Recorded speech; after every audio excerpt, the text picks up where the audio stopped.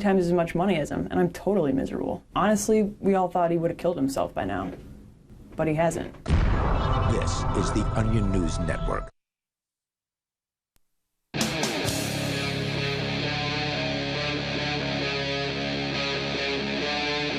Free Talk Live.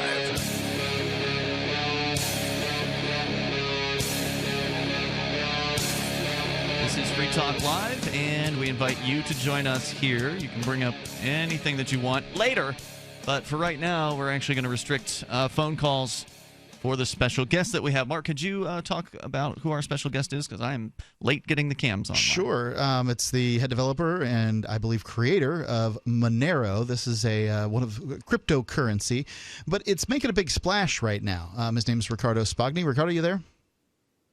Yes, I am. Excellent. Did I have that right? You're both the creator and the head developer? I'm lead maintainer, but I'm not the creator. Okay. Who created it? Created. So there's a story there. Okay. It was launched by a guy called Thankful for Today. We don't know his real name. Back in the beginning of 2014, and it was based on some code and a white paper that was published by a group called CryptoNote. We also don't know who they are. And eventually, sort of May 2014, we took over took over it in terms of sort of running the repository. But I mean, you can't really govern a decentralized network. All you can really do is run the repository, and that's about as much governance as you can possibly have for something that's decentralized. So it sounds like the story of Bitcoin in many ways. You've got the secretive creator who turns it over to a head developer who's very savvy with these sorts of things. What is okay? I mean, we've got Bitcoin. Why have another cryptocurrency? There's thousands of these things, and most of them are just rehashes of Bitcoin, right? Yeah, the vast majority of them are just like somebody went to the Bitcoin code repository and clicked the clone or the fork button and then changed a couple of things and went, oh, look, I've created my own cryptocurrency. Are you talking about Litecoin specifically? A bunch of them like that. All of them. So, which is kind of it's kind of disappointing because it ends up being a sort of extreme lack of innovation and just more of the same click and clone. Mm-hmm. And that's kind of, I mean, I've been involved with cryptocurrencies and with Bitcoin in particular, obviously, since early 2011. And the thing that excited me about Monero was the fact that it wasn't based on Bitcoin's code. It was fresh code, which meant fresh challenges, but also a different approach to things. And that was, to me, at any rate, like really interesting. And the fact that it did stuff that Bitcoin didn't do. The fact that transactions were untraceable and unlinkable was exciting to me. Yeah, that was kind of what we were told Bitcoin was going to be initially. It was going to be this pseudonymous currency, I think is the terminology that was used. Pseudonymous is not anonymity. No, it's not. The same thing. So with Bitcoin, for listeners who don't know, it's a decentralized currency that, sort of like Monero, was issued by this mysterious person calling themselves Satoshi Nakamoto. And one of the things with Bitcoin is it's completely visible. There's this public ledger called the blockchain. So every transaction that has ever occurred on the Bitcoin network over the 7 years that it has been in existence is viewable by anyone who knows a Bitcoin address to go and look at. So if I were to give you my Bitcoin address and I use it for more than one person, then you can look at all the transactions that have ever occurred. And to some extent, that's a feature of Bitcoin, being able to sort of publicly audit the things that have gone on. Now, you're talking about a currency, Monero, that doesn't have the ability to look at transactions, right? How do you know for sure when something has happened? So you can still look at transactions. The magic trick is that you look at a transaction and the inputs appear to come from a number of different transactions. So, one particular transaction appears to come from, say, 5 or 10 different transactions. And you can't tell which of those transactions it actually came from. But there's a special little bit of cryptography that prevents people from spending the same piece of money twice. Now, of course, we do have to keep things as general as we can in this conversation, so I appreciate your ability to do that thus far, because we do have a general audience listening to the show who probably, many of them have not even heard of Bitcoin, let alone the idea of Monero. Certainly our long-term listeners have, but anybody who's just tuning in tonight, you always have to remember when you're on the radio, somebody's getting in their car at the airport, turning it on, and they're hearing us talk about this anonymous cryptocurrency. Now, Monero isn't the first anonymous cryptocurrency on the scene, or was it? Because there's at least a couple others out there who claim anonymity with their transactions. Yeah, I remember right? Dash is one of them. Darkcoin, Zerocoin. And then there was another one that whose name I'm forgetting at this moment. Yeah, I think a non-coin was probably the first separate cryptocurrency to say, oh, hey, let's try and do some sense of privacy. Right, and so we've moved from the idea of having completely visible blockchain, which is the name for the technology that's sort of behind many of these cryptocurrencies. Is there a blockchain with Monero? Yes, there is a blockchain, and like with Bitcoin, you can go to a blockchain explorer and look at transactions. You just can't figure out where they come from or where they're going to. Can you see whether they're fulfilled? So, for instance, if, I don't know, you want to see whether a payment's been made? Yeah, you can see, like, okay, it went into a block like 20 minutes ago, and so I'm expecting it to appear in my wallet. But you can't see any more detail other than that. And one of the complaints about Bitcoin is the long confirmation times. When you send Bitcoin to somebody, it usually shows fairly instantly that, oh, hey, this Bitcoin is coming in. But it's not until 20 plus minutes later that it has one or two confirmations, which means that the miners on the Bitcoin network are verifying the soundness or the cryptographic validity or whatever of those transactions, that verifying that essentially they're real, they're legit, they haven't been duplicated and things like that. What's the time frame that it takes to send some Monero from one person to another? So for your first confirmation to come in, it's going to take about 2 minutes. But that's, I mean, as with Bitcoin, that first confirmation of Bitcoin, which takes 10 minutes or so, is roughly the equivalent of five Monero confirmations. I mean, it takes the network a certain amount of time to fulfill sort of some sort of cryptographic security. So you can go, well, this transaction is roughly reliable. It's not going to be reversed by somebody who's really clever and some 15-year-old kid in his garage. You're right. Those darn 15-year-old kids in their garage. So why not, I guess, what are the benefits of Monero over Bitcoin? Why not just stick with Bitcoin? I mean, you've got this thing that works. I tend to tell people to stick to Bitcoin because it's much easier to use. Mm-hmm. If you want to use Bitcoin was hard to use back in the day. I mean, yeah, it was. We too started in 2011, and the only thing you could buy with it were like alpaca socks and VPN services. Yeah, and you had to have the core wallet, and there wasn't anything else besides that, basically. And there was Girls Gone Bitcoin. Yeah, so we're roughly the same now. We just don't have the Girls Gone Monero or alpaca socks. We're not cool enough. It'll start tonight. Oh man! All right. So now, look. If there's reason to use Monero for a certain subset of people that enjoy financial privacy and want to really maximize their financial privacy, and I do believe that more and more people are becoming aware of the importance of financial privacy, and they will sort of tend towards Bitcoin and then also by extension Monero. But I mean, I don't think Monero is trying to position itself to replace or even compete with Bitcoin. It's just an alternative that provides a different set of functions and right, that makes sense. That sort of better privacy enhancing stuff. For those that may not be familiar with Monero, it's risen up the charts very recently with very big news about some of the darknet marketplaces accepting it for transactions, which may have pushed the price of Monero to quadruple in the last few weeks here. So it's really jumped up quite a bit. I guess, what's your vision for the future? You guys are working on a GUI for this thing? Because one of the challenges, I think, to getting into Monero for the average person right now, or even for somebody who's familiar with cryptocurrency is that there aren't exactly a bunch of options for wallets for people to actually easily get this. And I want to hear can you stick with us and maybe talk a little bit more about how someone can get into this. Riccardo Spagni is with us here. He's actually calling us from South Africa. Sounds great over Skype here. More on the way. If you've got a question about Monero, 855-450-FREE is our number. This is Free Talk Live.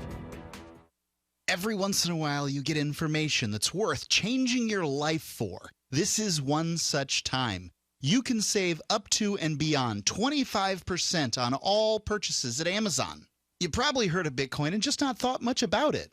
You certainly know that you can get competitive pricing at Amazon, but now you can get a 25% discount on nearly everything you need to live. I've just given you a huge raise, and all you have to do is claim it. You go to saveitpurse.com and open an account. Do this right now. Don't wait. Then you fund the account with Bitcoin. You can buy them through expresscoin.com with a check or money order. There are other ways to get Bitcoin, but that's fast, safe, and easy. This information is worth you changing the way you do things. Go to saveitpurse.com right now, get signed up, and cash in on the huge raise I'm offering you. 15 to 25% off of everything at Amazon through saveitpurse.com. It's saveatpurse.com.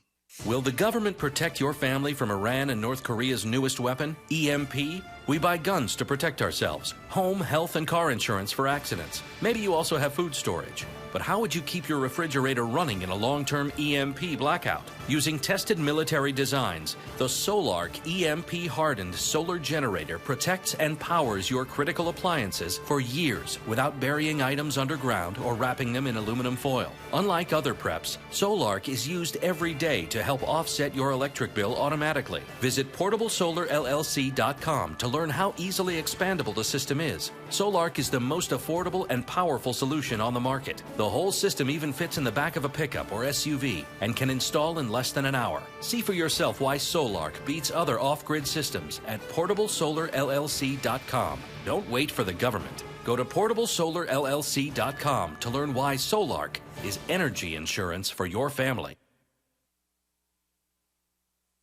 Understanding your credit score is the first step towards managing and improving it. This is Charlie Sundstrom with your Van Dyke Mortgage Minute. The most influential component of your credit score is your payment history. Almost equally as important is the amount you owe on credit accounts. Also impacting your score, but to a lesser degree, are the length of time you've utilized your credit, the number of new accounts, credit inquiries, and your various types of credit accounts. To help achieve or maintain a healthy credit score, have a system set up to assure your bills are always paid on time. Don't max out your cards. It's better to have a high credit limit with a low balance. Never close old accounts. The age of these can actually help your credit score. But don't be afraid to use your credit. You need several accounts in order to have a credit score. Just keep the corresponding payments within your means.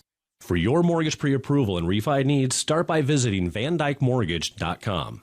Corporate NMLS 3035. Van Dyke Mortgage is an equal housing lender. Charlie Sundstrom, NMLS 134251. For years, LRN.FM has had a listen line that you can call and listen to LRN.FM anytime. Now we're taking the idea to a new level with the LRN.FM audio on demand line. You can call 641-793-9660 anytime and listen to LRN.FM's live feed, and you can listen to a bunch of our original shows on demand. Long distance fees may apply. Just dial 641-793-9660 and choose from the menu 641-793-9660. Arcade City is a ride-sharing app built by drivers, not a mega corporation. As a driver with Arcade City, you can keep all of what you earn. Sign up now to drive for or ride with Arcade City at arcade.freetalklive.com. Arcade City is connecting drivers directly with riders and has been making headlines for disrupting the ride-sharing industry. Sign up now at arcade.freetalklive.com. That's arcade.freetalklive.com.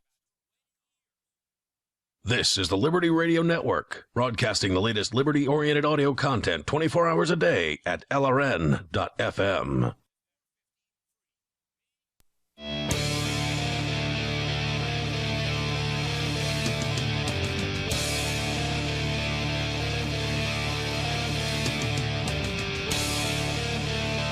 This is Free Talk Live. You can bring up anything you want here. Although if you get a question for the lead developer of Monero, he's on the line with us here, Riccardo Spagni. calling us from South Africa. We're going to get right back to him, but I also want to let you know we are talking about cryptocurrencies to start out this show. But, of course, we'll take your calls about anything here in a little bit. But if you do have Bitcoin, we want you to download the official wallet of Free Talk Live. It's called Jaxx, and you can get it at jaxx.io. I don't know if they have plans to add Monero, but I would like to see that happen. I hope that will happen. They did add Dash recently to Jaxx. You can have your Dash wallet hold Bitcoin, Ether, as well as Dash.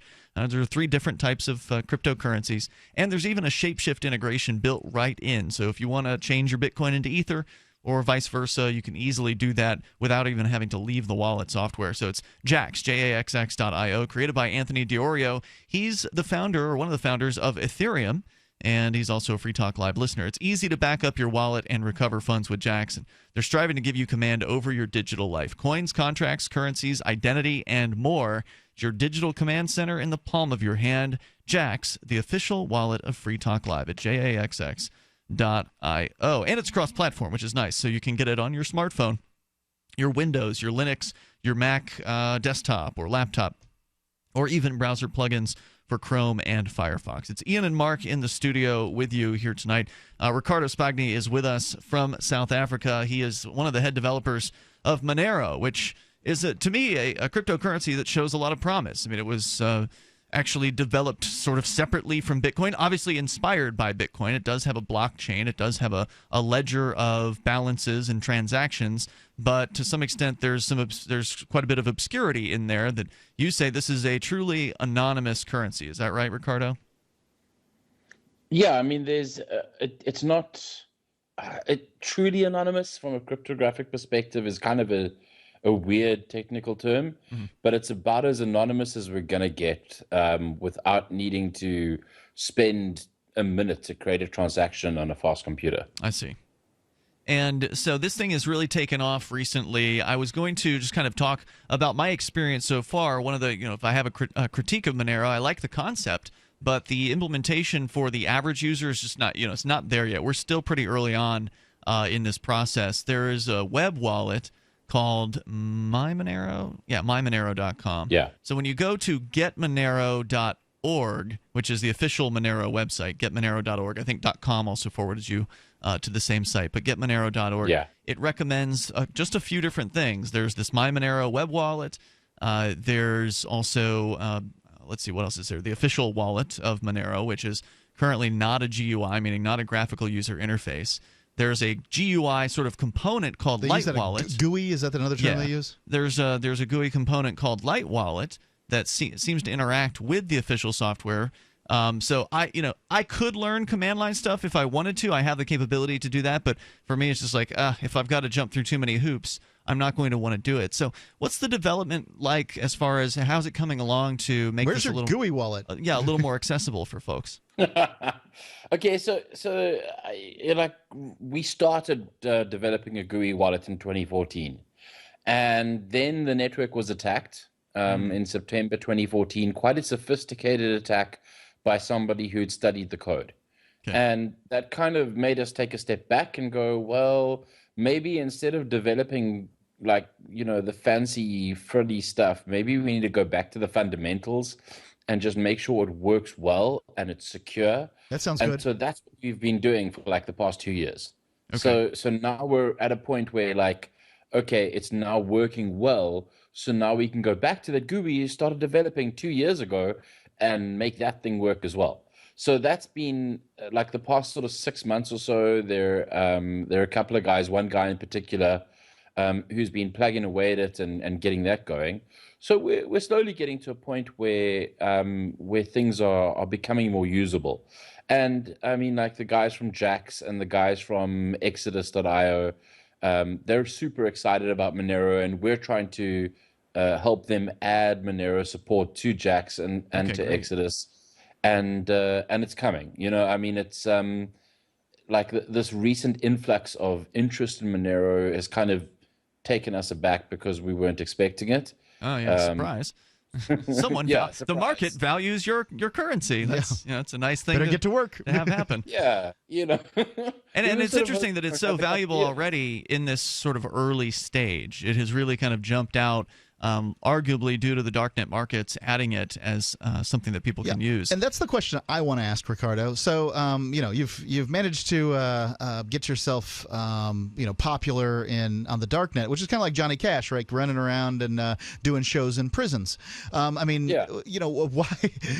is it that you've got privacy included? I mean, darknets aren't known for the greatest of activities. Why is privacy important? So from our perspective, we're building tools. We're writing software. We're not like designing use cases. What we care about is basic privacy.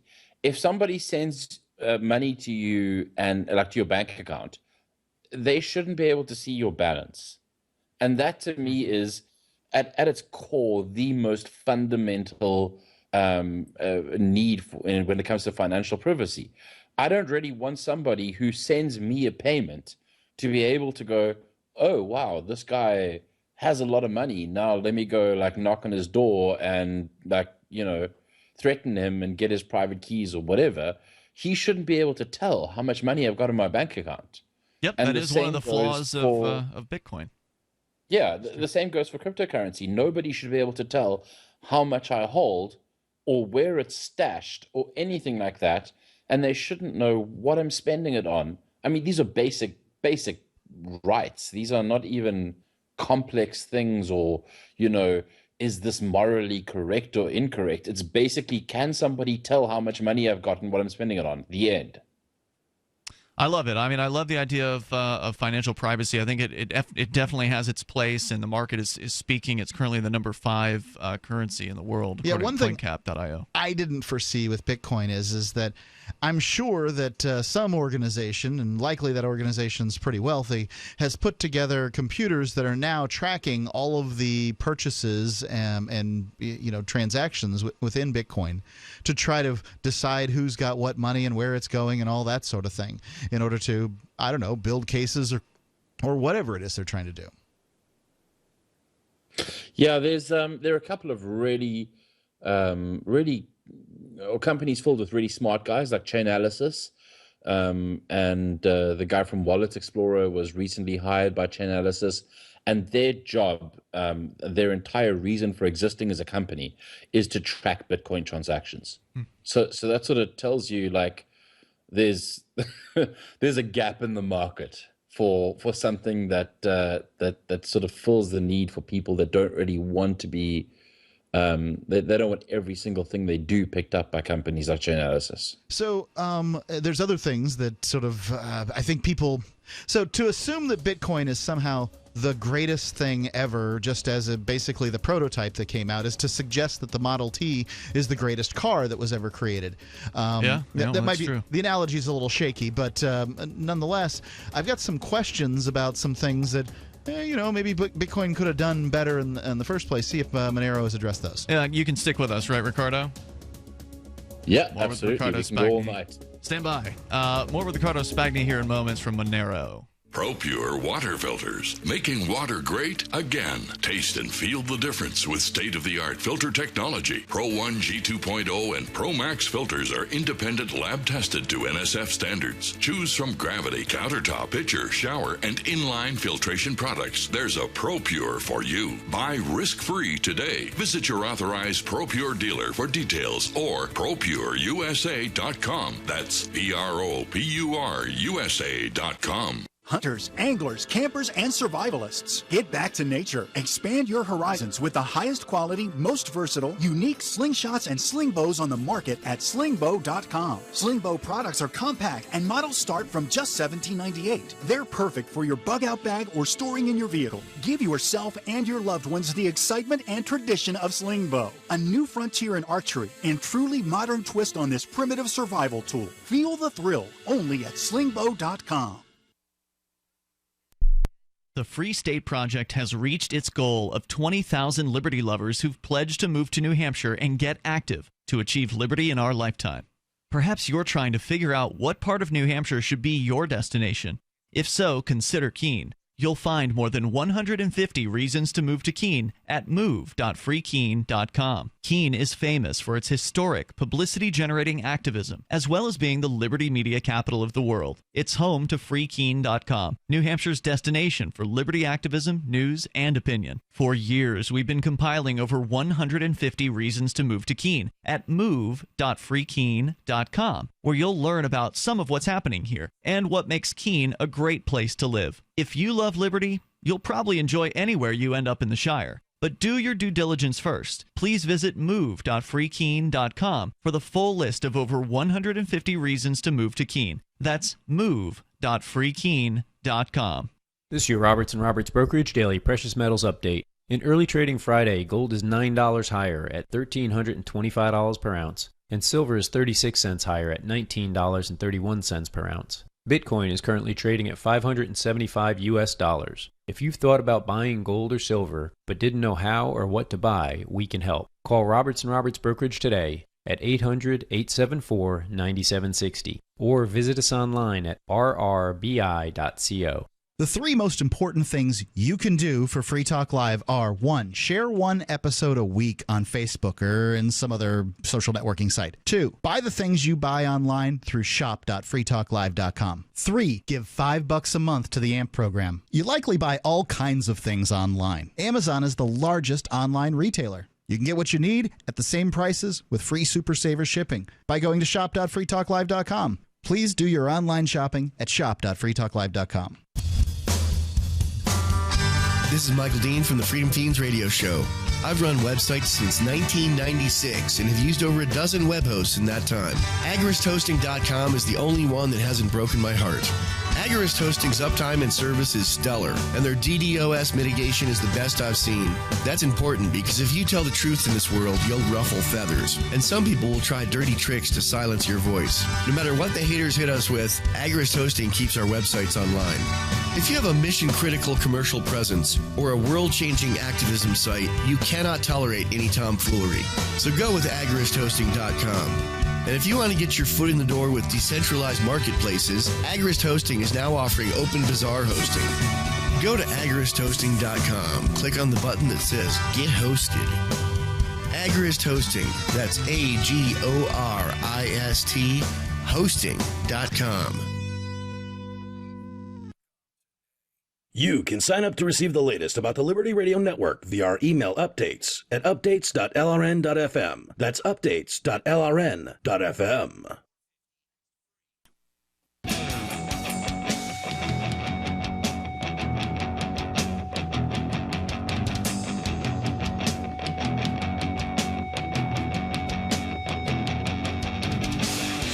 This is Free Talk Live, and of course you can join us here and take control of the airwaves, bring up whatever's on your mind, although questions right now, any calls should be related to Monero. We've got Riccardo Spagni on the line with us here. He's one of the head developers for Monero, which is another cryptocurrency, but not like the others, apparently.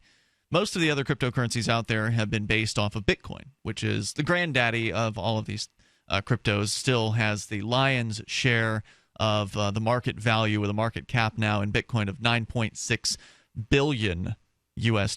Yeah, looking at CoinCap.io. That's correct, yep. And the way they get that market cap is they multiply the price per Bitcoin in US dollars times the available supply, how many Bitcoins there are out there, and that's how they get that number. The Monero market cap, it's ranking at number 5 under Ethereum, Ripple, and Litecoin.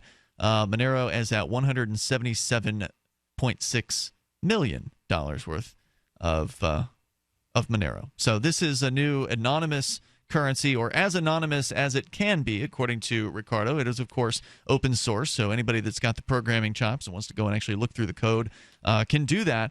I'm excited about cryptocurrencies. We've been paying attention to Bitcoin for a long time here on Free Talk Live, but if you're brand new, you know, as he pointed out, Monero is for people who want to definitely have their privacy protected. And, Mark, I know you've got some questions for him about maybe some differences here, but he didn't recommend getting out of Bitcoin. And so if you're ready to get into Bitcoin, then go to bitcoin.com, because that is where you can learn pretty much everything you need to know to get started in Bitcoin. You can learn how to choose a Bitcoin wallet, like Jax, for instance, which is one we recommend. You can get help buying Bitcoins. How do you get Bitcoins? Well, bitcoin.com can answer that question. You can find places to spend your Bitcoin, engage with the community on the Bitcoin forum, and even play online games with the cryptocurrency. It's the source for all of your Bitcoin needs and news. It's Bitcoin.com. We've got Riccardo back on with us here from South Africa. Mark, go ahead and shoot out whatever question you had for him. Yeah, so Bitcoin's got these, we've pointed out that Bitcoin's got the public ledger, whereas Monero has a private ledger. Bitcoin has these 10-minute transactions. How long are Monero's? He said a couple minutes. 2 minutes? Yeah, 2 minutes, yeah. Okay. Also, when when looking at Bitcoin, there can be situations that these. I presume that these investigators that were doing the dark web stuff were looking at transactions that were going on in these online dark web marketplaces. That would be eliminated with Monero, right? Yeah, they wouldn't be able to track the flow of transactions. It doesn't stop them from doing good old-fashioned police work. And, I think for the most part, people that are doing things that are both morally objectionable and illegal will slip up at some point, and they'll be caught out by things that have got nothing to do with the payment mechanism they're using. Yeah, I mean, it could just be going to the post office and shipping a bunch of packages that sets off, an investigation. A package accidentally gets opened, et cetera, et cetera. So there are different ways that people on darknet markets have been caught. Most of them don't have to do with the crypto. What other things does Monero do? What sort of upgrades? I mean, surely you were looking at Bitcoin. What sort of upgrades did you make when you created Monero? He did not create Monero. Well, I'm sorry. When Monero, what are the things that attracted you to Monero? I keep on thinking he did. Look, I mean, there are a bunch of things where we've looked at it and we've gone, can we do things differently? That's not to say, can we do things better? There are a lot of decisions that were made in Bitcoin that were that a lot of people look at and go, oh, what a stupid decision. But over time it plays out and you go, oh, that's actually a really clever idea, or that was a really good decision at the beginning. So where Monero has chosen to do something differently, it doesn't necessarily mean, oh, wow, it's magically better. It just means it's a different engineering decision. Maybe it works out, maybe it doesn't, who knows? But yeah, I mean, like one of the things, for example, is that we have a dynamic block size limit. And what that basically means is that the amount of data that you can pack in, or the number of transactions you can pack in per second into the blockchain, is able to grow over time dependent on demand and use. So that's sort of something that is that's never really been done. This is like, I mean, Monero really embodies the first popular cryptocurrency in use that has something like that. So it's exciting and it's cool and it's amazing, and hopefully it doesn't explode, and it hasn't exploded so far. So, let's hope for the future. There's one of the reasons that people are involved in Bitcoin mining is that they help with the transactions and they get a transaction fee, or they have the opportunity to find a block, as it were, and make a whole bunch of money. I know that Monero is, I guess it's they're going to have these block rewards going on forever, right? Yeah, so that's another difference. There is Bitcoin is typically described as being deflationary because there's a fixed amount, and in some ways that it's kind of like gold because there's a limited amount of gold. If we assume that we're never going to find gold in asteroids and that sort of thing, Monero is more like cash because there's not a finite supply, and there's a point where instead of it being deflationary like Bitcoin, it's slightly inflationary, and it starts at about 0.8% inflation per year and decreases over time. So it sort of approaches zero, which the technical term is it's slightly disinflationary. So it's not inflationary enough to really affect anyone's holdings or anything like that, but it definitely does. It lends itself more towards something that needs to be used, and not something that needs to be shoved in shoved in a safe somewhere. I mean, you can hold on, and sure, maybe if the market appreciates in value, it's going to be worth more. But Monero is far more useful if it's used than if it's shoved in a safe.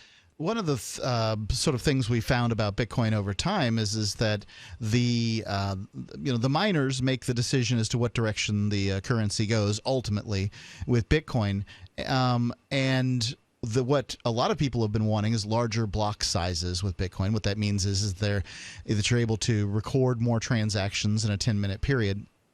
And it's caused some problems. I remember you used to send Bitcoin transactions, you'd have no transaction fee at all. Now if you're not throwing in 60 cents or something worth of Bitcoin, you're not going to get your transaction on the ledger. Now, not to say that things should be free. I'm just saying that there would be some advantages to larger block sizes, and that can't get implemented because the miners won't do it. How has Monero addressed that situation, or have you? Or have they? Yes, so that dynamic block limit we spoke about addresses that, and provides an alternative to the fixed block limit. And again, it's not to say that one mechanism is better than the other, and there's a lot of debate about this at the moment. And I think that the larger issue here is that for Bitcoin to change its block size or its block limit would require something called a hard fork, which requires every single participant in the network to simultaneously adopt these changes. And as we saw with the Ethereum hard fork that happened this year, that actually left us with two different Ether currencies. One is now called Ethereum or Ether Classic, and the other one is just Ether. So now we've got two, which it adds to the confusion. I mean, it would be very, very hard to get any kind of mass adoption of a concept where there's more than one of the exact same name. I mean, I guess we have Coke and Diet Coke, but nonetheless, at least at this point in the game. I mean, it becomes worse because you've got to have two separate marketplaces, and you've got people trading both, so you've almost suddenly duplicated your coin supply. That's basically what happened with the Ether split. Yeah, and what I'm really asking here is that do the miners still control, and if so, I mean, that seems cumbersome in some ways. Well, hold that thought, Riccardo. We're going to come back with another segment with you, and also your calls are welcome at 855-450-FREE. Riccardo Spagni is here with us from Monero. I'm Governor Gary Johnson. Like 60% of you, I'm not impressed by the two-party system. It's a dinosaur. It's outmoded and no longer reflects today's America. Two-party politics doesn't work, and it hasn't worked for anybody but itself in decades. If we the people are wise, we will never again elect another president from within the entrenched, corrupt, co-opted two-party system. The office of president should serve the needs of everyone equally, with respect and with fairness. I did it as governor, I'll do it as president. Google me. 60% of you have said you want another choice in 2016, and now you have one in me. We the people have a chance to do something in 2016 that may not come around again in our lifetimes. We have a legitimate chance to elect one of our own to the highest office in the land. Give me your vote one time and see what a difference one election can make. Our best America yet. Johnson Weld, 2016. Paid for by Gary Johnson, 2016. Attention small business owners.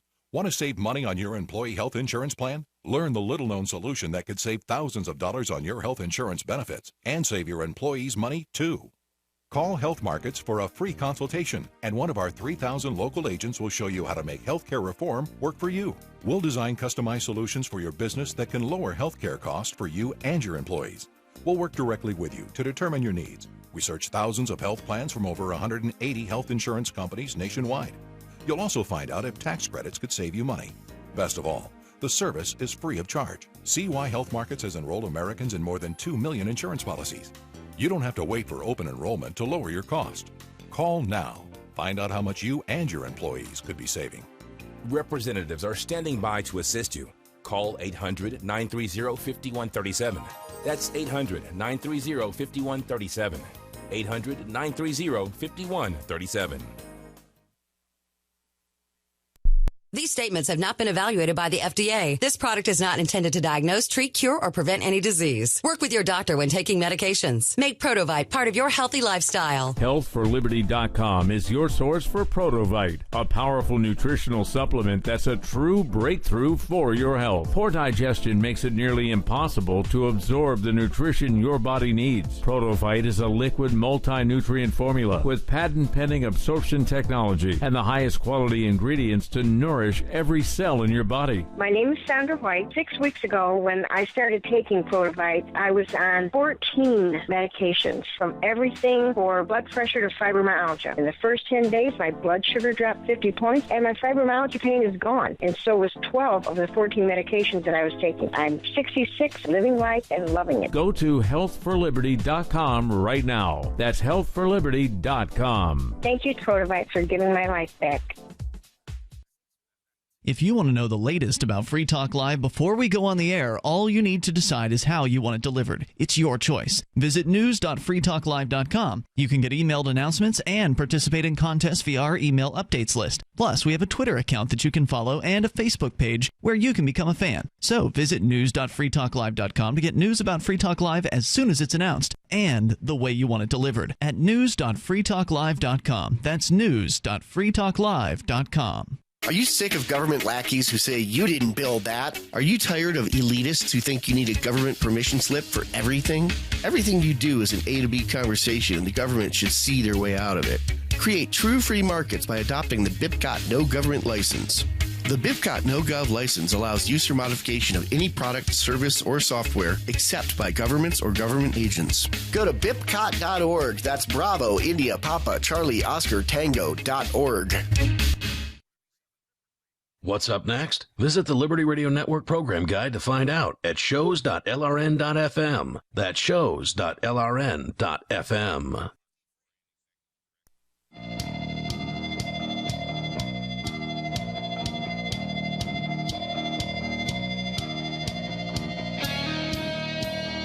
Free Talk Live. Welcome to the live Sunday edition of the program. Yeah, I want to make sure we don't get too far into the weeds of Monero, because it's easy for us who are really interested in cryptocurrencies to kind of start going there. And getting into a discussion about block size, I think, starts to go into those weeds. Block size is a debate that has been happening in the Bitcoin community for a few years now, and they've yet to really make up their minds about it. But ultimately what it has to do with is how many transactions per, minute or second or something like that, that the system can basically handle. And so, that was part of your question about some of the differences between Monero, this new, mostly anonymous currency, or as anonymous as it can be, is what head developer Riccardo Spagni was telling us here. That your question was about what are the level that the miners, what kind of influence the miners have in Monero as opposed to Bitcoin? So there's a difference in cryptocurrencies between proof of work and proof of share, and that what that means is that either the possessors of the currency make the decisions, or the creators, the miners of the currency, make the decisions. What we've seen with Bitcoin is that the miners generally make the decision not to make a decision. Now, that means that it's difficult for Bitcoin to evolve into something better, because it could. It just won't. And what I'm wondering is, if I was redesigning a cryptocurrency, I might, design based on that concern. Riccardo? Yeah, I mean, that's definitely a valid concern. I think the flip side to that is, when it comes to proof of stake versus proof of work versus proof of all sorts of other things that people have made up in their basement, cryptography is really hard, and game theory and incentives are even harder. So proof of work is kind of like a known good system. It's secured by electrons in the universe. We know that we can trust it because there are a bunch of academics and researchers that have covered this over the past 6.5 years, and there's a lot of practical evidence for proof of work being safe. Proof of stake is not backed up by any sort of rationale that academics can agree is safe. So the difference between these things, for listeners that are new to the concepts, proof of work is about how these things are mined, meaning that there's people cranking away, these computers are cranking away on cryptographic problems, basically. These things are being solved or attempted to be solved, and that's what helps keep the system secure. It proves that they are working to continue on this system, and they are rewarded for that with the mining rewards that come out, basically, as I understand it. Whereas proof of stake just says, oh, I'm holding this amount of this currency, so therefore I have a stake in it, and there's no real actual work that those people are putting in. Is that about right? Yeah, that's about right. So basically, the simplest way to think about it is, do you want the cryptographic security of your money secured by a bunch of computers burning electricity, and so an attacker needs to burn the same amount of electricity? Or do you want it secured by, well, my bank decides, what my money does? And I think... I don't want that. History has shown us that that's a bad thing. Yeah, nobody's using cryptocurrencies because they trust their bank. They're going, well, I might love my bank very much and they're great, but I'm using cryptocurrencies because I want an alternative. Yeah. And so to go back to a state, or to regress to a state where we're trusting the largest holders of a currency to make good decisions just seems futile. Okay. So then Monero is a proof of work currency then. Is that right? Yeah, proof of work, very similar to Bitcoin. We have a different proof of work algorithm, but other than that, we're talking about roughly the same mechanism. Now, back in the day and still today, Bitcoin, for the people that I know who've tried to mine Bitcoin, has never really worked out for them. The cost of the equipment is very rarely recouped unless somebody has free electricity, which many of us don't have. It's fairly hard to find that unless you've got some sort of deal with an apartment building or something like that. You live on a river. But so it has been generally a failure of people trying to get a return on their investment for mining, unless they have some huge mining farm out in China where the electricity is very, very cheap. And it's a colder portion of China, so it's easier to kind of air condition the areas where the computers are cranking away on this Bitcoin mining. I've heard that Monero you can mine with just a web browser. So is Monero ever going to get to the point where you have to have some super fancy rig, a very expensive computer to participate in mining, or will it always be open to somebody with just a laptop and a web browser?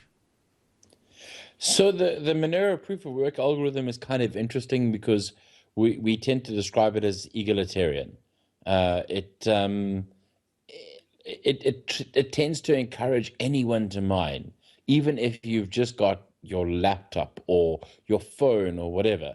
The thing is, obviously some dude in China who has dirt cheap electricity and has access to equipment that's significantly cheaper than you is going to be able to mine at a faster rate. But if you consider let's say there are 150,000 people around the world who have entry-level computers and they're all mining at their entry-level speed. That guy in China that has 100 fancy GPU mining rigs, he's not really going to be able to compete. No. Because he's competing against so many other people. It's like a ninja against an ant, the whole an army of ants. idea of having a more accessible proof of work algorithm, maybe it plays out to a more balanced and less clustered mining environment. Yeah, perhaps so. We did just get an interruption there from our Skype, so we've temporarily lost the call, but I think Riccardo is back with us now. So what it sounds like you're saying is one of the other key differences, and another connection problem. Anyway, it sounds like what he's saying, one of the key differences between Bitcoin and Monero is that mining is within the reach of anybody, whereas over time Bitcoin it's become more difficult and more fancy equipment was necessary to mine Bitcoin, thereby cutting the average person out of the ability to do that, which mining is a very important part of the whole process of having a cryptocurrency. So I got to say, I'm intrigued by Monero. Same here. I can tell Roger Ver has been paying a little attention to it too. Yeah, but of course it's not the only player out there. Any comment quickly, Riccardo? I think we've got you back. Well, no, we don't. Anyway, I was going to ask him about some of the alternatives out there. There is Dash. We talked to the people from Dash. I know they have master nodes, which sounds like a level of centralization. Yeah, master sounds bad. Some people are concerned that the master nodes could be taken over by governments or something. On the other hand, the master nodes apparently allow the transactions to confirm much, much faster. And then, of course, there's the upcoming Zcash, which is going to be coming out within the next couple of months, as I understand it, and a lot of people are excited about that as well. So by no means is Monero the only entry into the marketplace of anonymous currency. But it's the exciting one right now. Right now, it's the one that seems to be taking off. I hope that they can wrap up the development on some sort of easy-to-use GUI. I have had some success now with the web wallet, which is called so the official website, getmonero.org. The web wallet that they recommend at getmonero.org is mymonero.com. You got to be careful with which wallets you use, because if you're using a wallet that is being created by somebody who's questionable, then they might just be preparing to steal your Bitcoin, like happened to us, or your Monero in this case, like happened to us years ago. Mark, we had this. MyBitcoinWallet.com. Was that what it was? Yeah. We had a Bitcoin wallet online that we had stored some Bitcoin in, and either he raided it for himself, or somebody actually broke in. It really looks like that. And stole it. But either way, Riccardo, any thoughts, since we may have you just for a few seconds here, on some of the alternatives, Dash or the upcoming Zcash for other anonymous currencies? And, of course, he's disconnected. Oh, well, I tried to ask. I tried to get the question answered. I think the internet has broken down between here and South Africa at the moment. Yeah, I must say I'm somewhat excited about Monero, and I haven't been really excited about another cryptocurrency since Bitcoin. I'm not predicting the demise of Bitcoin, but we have always said on Free Talk Live that at some point it is likely that some currency will come along that will be better. Now, maybe that's Monero. We're still in the very early phases. Yeah. This is highly speculative stuff. Absolutely. Don't invest what you can't afford to lose, obviously. But I fully agree. Yes. You're back. Well, you've got enough time to say goodnight to our audience. Thank you for being here, Riccardo Spagni from getmonero.org. Any other final thoughts? Go ahead and get them out fast. Yeah, thanks very much for having me, guys. And pretty much just to everyone that is interested, please feel free to get in touch with us and to visit the website, chat to the community, get involved. But yeah, ultimately, don't invest more than you're willing to lose. This is not an investment. It's not a company. It's a currency. Use it or lose it. Very good. Great time talking to you tonight. Really appreciate it. And thank you, Riccardo Spagni from getmonero.org. We'll continue with more Free Talk Live, Hour 2 coming up. Here's a good idea. When you have a legal matter like creating your will or legally setting up a business with a corporation or LLC, you don't necessarily need a law firm. Use LegalZoom.com. At LegalZoom.com, you answer straightforward questions online, and they take care of the rest. They even review your answers for common mistakes and guarantee your satisfaction. Free Talk Live listeners, you'll get 10% off your order by typing in FTL in the referral box at purchase. Don't procrastinate with these important legal documents. LegalZoom.com. DVD, books, music, instruments, periodicals, computers, software, electronics, photo, cell phone, office products, home and garden, bed and bath, furniture, kitchen, pet supplies, automotive, hardware, apparel, shoes, jewelry, grocery, healthcare, sports and outdoors, toys, games, used, and more. It's a department store at your fingertips. Shop.freetalklive.com. Get all your shopping done, get a great deal, and a portion of your purchase goes to benefit Free Talk Live when you enter Amazon via shop.freetalklive.com.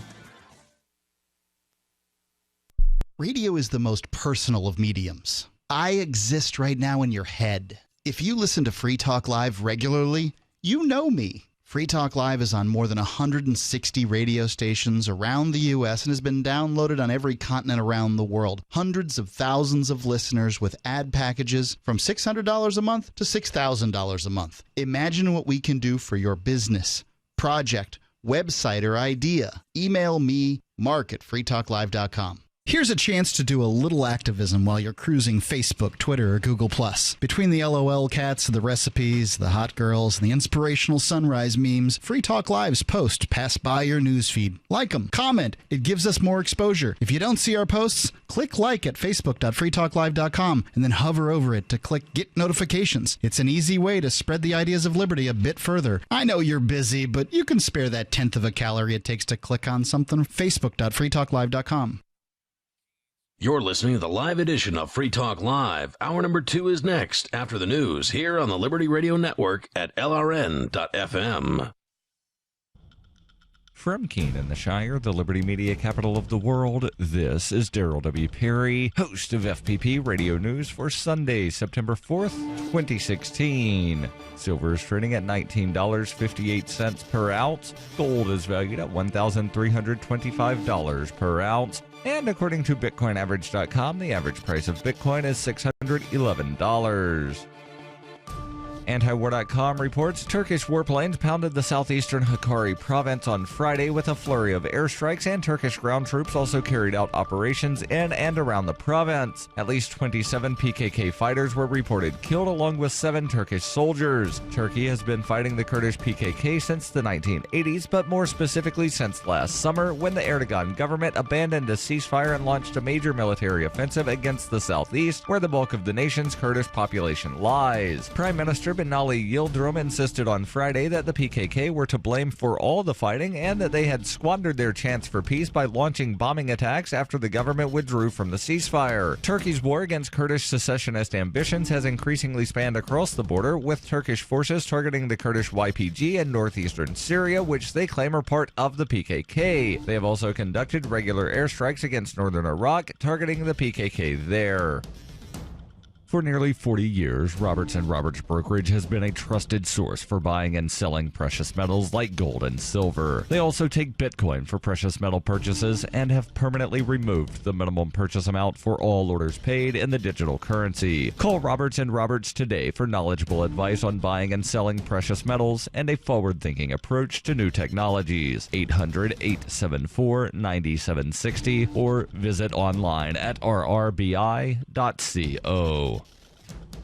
UPI reports 14 people were sent to the hospital after an incident on a carnival ride at the Delta Fair, according to police. Conflicting accounts of the incident were reported. The Shelby County, Tennessee Sheriff's Office said the individuals were thrown from the ride Saturday afternoon, according to multiple media reports. The fair's management disputed the account, saying the safety bars were inadvertently released as the ride, the Moonraker, was coming to a stop. The fair owner said on Facebook no one was thrown from the ride and no one was injured, but the patrons were asked to be taken to area hospitals for precautionary reasons after being evaluated by EMS personnel at the scene. Fair operators called the sheriff's report grossly inaccurate. The fair posted on Facebook, "We did have a ride, the Moonraker, that had the lap bar released early as the ride was slowing to an end. The release of the lap bar did cause some riders to become nervous and scared. None of the riders were injured and all walked away safely. As a precautionary measure, we had the riders checked out by our on-site EMS services and then had the riders at their request sent to the hospital for strictly precautionary reasons." The Shelby County Sheriff's Office confirmed all the individuals taken to area hospitals were in stable condition. The Delta Fair is held each summer at the Memphis Agri Center.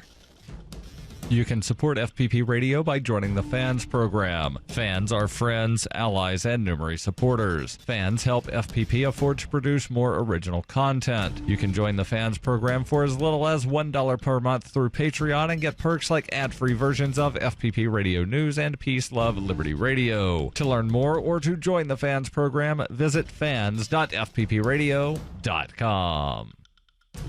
Reuters reports a powerful Atlantic storm strengthened on Saturday after passing over North Carolina's Outer Banks en route to the U.S. mid-Atlantic coast, where it was expected to spoil the Labor Day holiday weekend with high winds, soaking rains, and surging seas. Hurricane Hermine, classified as a Category 1 hurricane until it lost power while cutting across Florida and Georgia, was expected to push slowly up the coast before stalling off New Jersey, where it could linger for days. Forecasters at the National Hurricane Center said Hermine was expected to turn to the northeast with winds storms reaching hurricane forces of more than 74 miles per hour by Sunday evening. Daniel Brown, senior hurricane specialist at the National Hurricane Center, said it's going to sit offshore and it's probably going to be a tremendous coastal event with a dangerous storm surge and a lot of larger waves, probably causing significant beach erosion for the next few days. New Jersey Governor Chris Christie declared a state of emergency in 3 coastal counties of the state, which was devastated by Superstorm Sandy in 2012. Delaware Governor Jack Markle declared a state of emergency for Sussex County, which includes the coastal resorts of Bethany Beach and Rehoboth Beach. Utility companies reported on Saturday at least 250,000 households were without power from Florida through Virginia. A tropical storm warning extends from Virginia to New Jersey, and storm surges at the shores could reach up to 5 feet if they hit at high tide.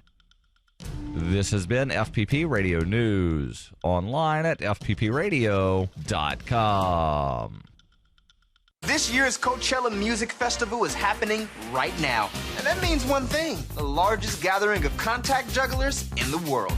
All the biggest names from the sea juggling scene are performing all over the festival, including Mr. Tomorrow, Isis, White Angel, Chad Brunstein, and of course, the legendary Conundrum. Our own Lena Perez is live at Coachella. This music festival is a who's who of org masters and jugglemen. What have the highlights been so far? Well, Yasu Kaitu did his first stateside performance in 3 years over by the Smoothie Tent, which was amazing. And there was festival favorite Hans Hansman freestyling in his usual spot near the portable toilets. But I'm really excited for Becca Flannery Millard. She's 4'5", wears transition lenses, and is a master of the multi-ball. I love her. And I heard there was a surprise late night set from the Winterhorn Brothers. Yeah, right outside the DJ tent. It was an unbelievable flurry of spearsmanship. I wish I was there. This is the Onion News Network.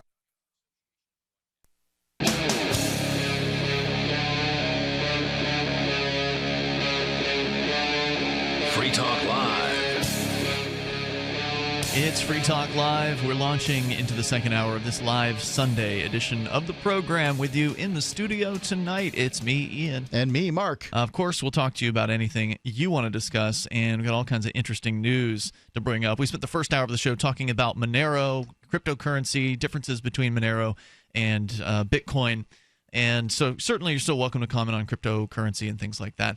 But on the way here tonight, apparently antibacterial soaps are being banned in the United States. That was a shocker to me. We'll explain what's going on with that. You can, of course, bring up anything that happens to be on your mind. But, Mark, there's a story you've been itching to talk about here for a few days, and we just haven't had a chance to get it in. So let's do that one now. Since we were talking about the darknet in the last hour, with the darknet marketplaces, you've got a story about the FBI and Playpen, which was the child pornography website that the FBI took over a year and a half ago for 2 weeks, and they actually operated a child porn site, they say, for the purposes of capturing people for using and distributing child pornography. But that doesn't really change the fact that if distributing child pornography or looking at child pornography victimizes the victims of, that were shown in these pictures, then the FBI did that. That's usually the argument, because the argument that the federal prosecutors will make is that just the act of looking at child pornography victimizes children. Even though, And it's, I can see where they're coming from, but they've also tried to make the argument that just the act of looking at cartoons drawn. Have they made that argument? Okay. Well, they went after that one guy for for Bart Simpson porn. Was that in the U.S.? I don't remember that. Okay, I thought it was in Australia. But anime, well, maybe that one was in, but there was some guy who got in trouble for anime. I think he was in Oklahoma. The U.S., huh? Yeah. Huh. So, this has been done. The idea, really, what this is a witch hunt to try to let's find all them pedophiles. And, who's a pedophile? People that, look at cartoon porn? I don't know. It gets really weird when you're starting to do this. When you cease to look at the idea of where's the victim. Because that's really what this is about. Who's the victim? Okay. In child pornography, the person who was exploited and had their picture taken is the victim. Well, okay, fine. Does that mean that you can exploit yourself by taking your own photo if you're a teenager? Right. That's a great question. Can you victimize yourself in that case? Because that would be considered child pornography. That is a selfie or sexting is what so many of the teens and people in their early 20s are doing to one another. If you're under the age of consent, if you're under the age of 18, then that is a crime. In fact, in New Hampshire, the age of consent is different from the age of the ability to be naked in a photograph. So you can be 16 in New Hampshire and legally have sex. But if you photograph it, then you're a child pornographer. It's weird. Yeah. Yeah, it's very weird stuff. So at this point, the FBI, and nobody's disputing that, the FBI is a bunch of child pornographers and are exploiting children. I mean, I don't know how They're exploiting children for the purposes of making arrests for people that they claim are exploiting children. I mean, it's a crazy, crazy situation. But I think everybody would claim that the distribution of child porn is a greater crime, if it's a crime, than the looking at of? Than the viewing of child porn. Yeah. So they are acting as essentially the drug distributor in order to catch the users. That's correct. That is... I'm sorry. I don't want my government doing this. And it's just one more example of how... Hey, it's not your government. It's not a government of the people. It's a government of the child pornographers. Well, and one of the more prosecutors. One of the more disturbing parts about this Playpen case is that they have apparently broken the privacy of Tor somehow. Now, Tor is the anonymous browser for the internet. It's a protocol, and there's a browser called the Tor browser that works on Tor, and it purportedly makes your web surfing anonymous. It allows for websites to be hidden. That are not available on the regular web. That's right. Why I had never heard of the site until the case came out. Right. That's why they call it the dark web. And but apparently there's some sort of flaw, perhaps, in the Firefox browser that is allowing the FBI to reveal people's IP address information and information about their computers. That's all we know so far about how they have managed to arrest over, I believe now, 170 or 180 people in this investigation and uncover over 1,300 IP addresses. Now, they raided Free Talk Live's studios. They did, for earlier this year. Supposedly for being some kind of involvement, somebody using the router. I'm not entirely sure, because they haven't charged anybody. No one's been charged. They have taken dozens of pieces of computer equipment, and so far they have returned my video camera. Yeah, they've returned some equipment, but at this point they've said nothing. They've charged no one. We know nothing. It was a sealed document. We just don't know anything. It's very weird stuff. But I think that this. But we do know about the other cases that they have brought criminal charges against people. We can read, and that's interestingly, we got raided 6 days after reporting that the Federal Bureau of Investigation is purveying in child porn. So you can develop your conspiracy theory. I'm developing one. I can tell you that.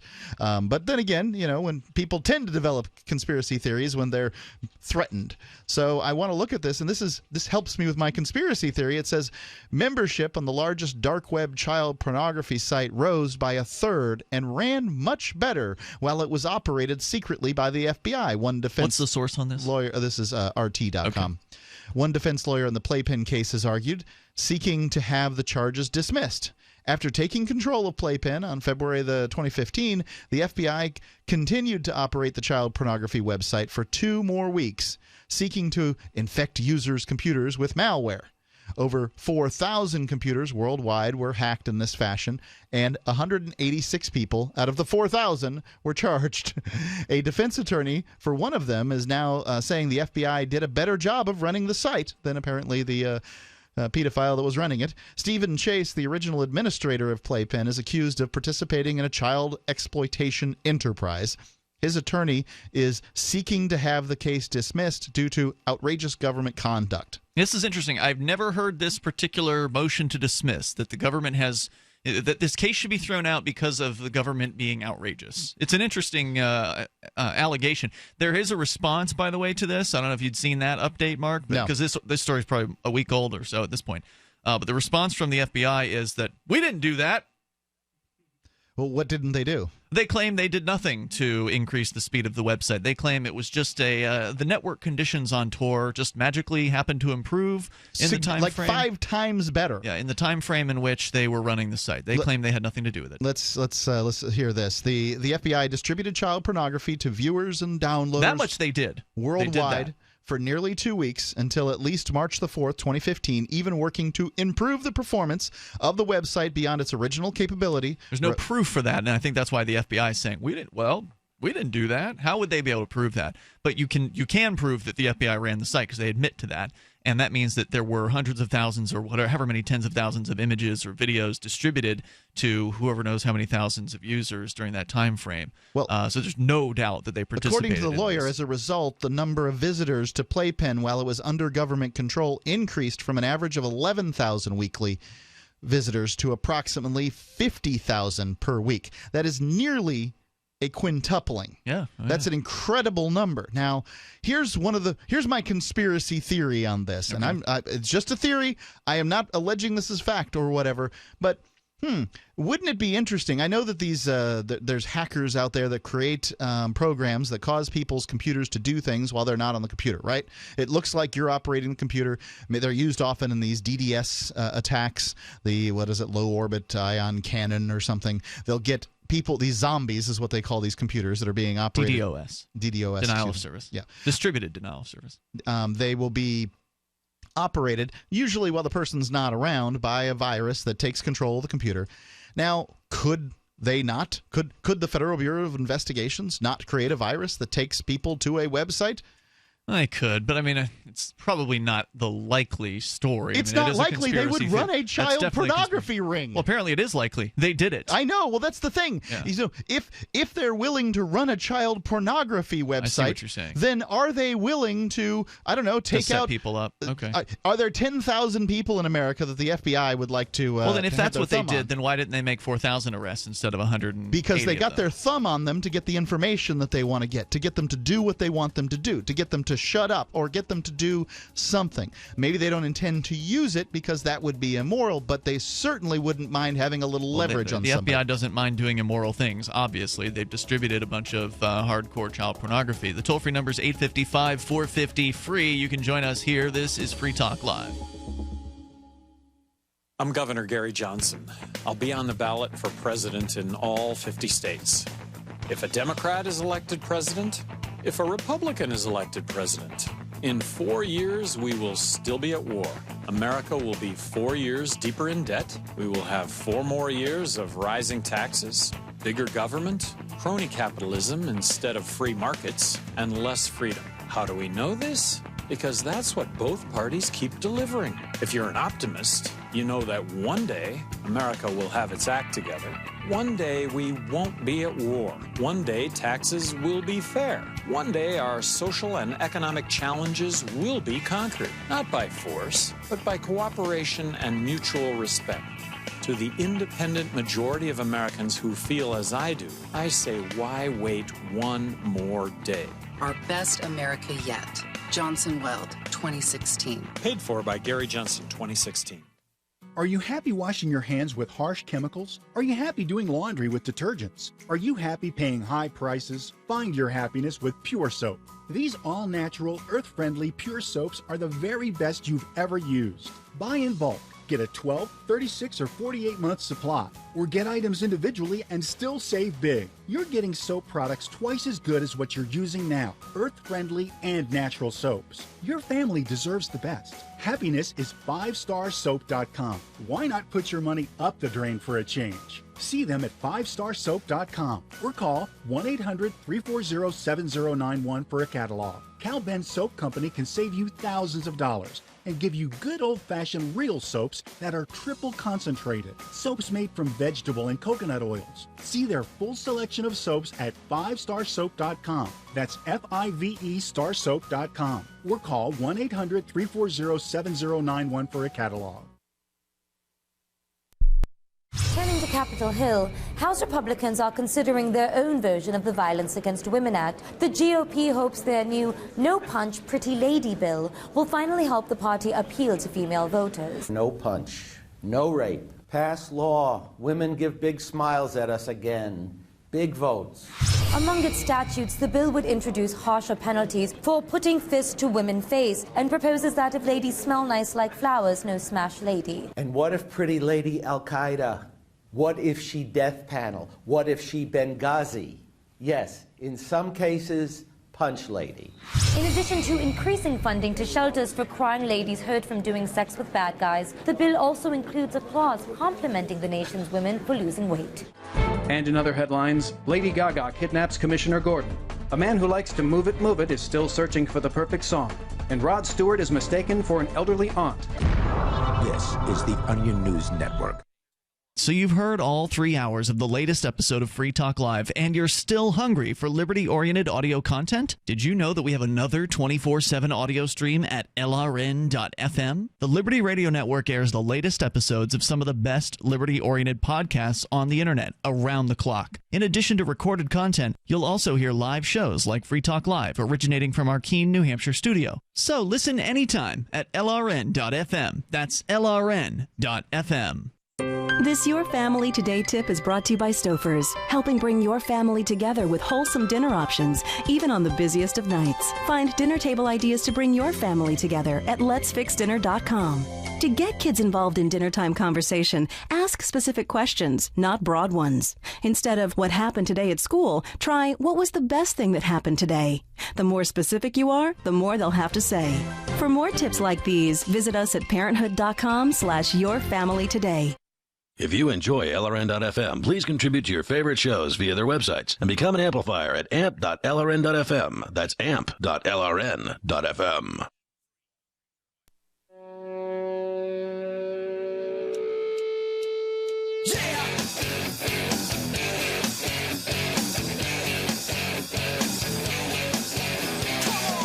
It's Free Talk Live, and you may take control of the airwaves here. The toll-free number is 855-450-FREE. That's 855-450-3733.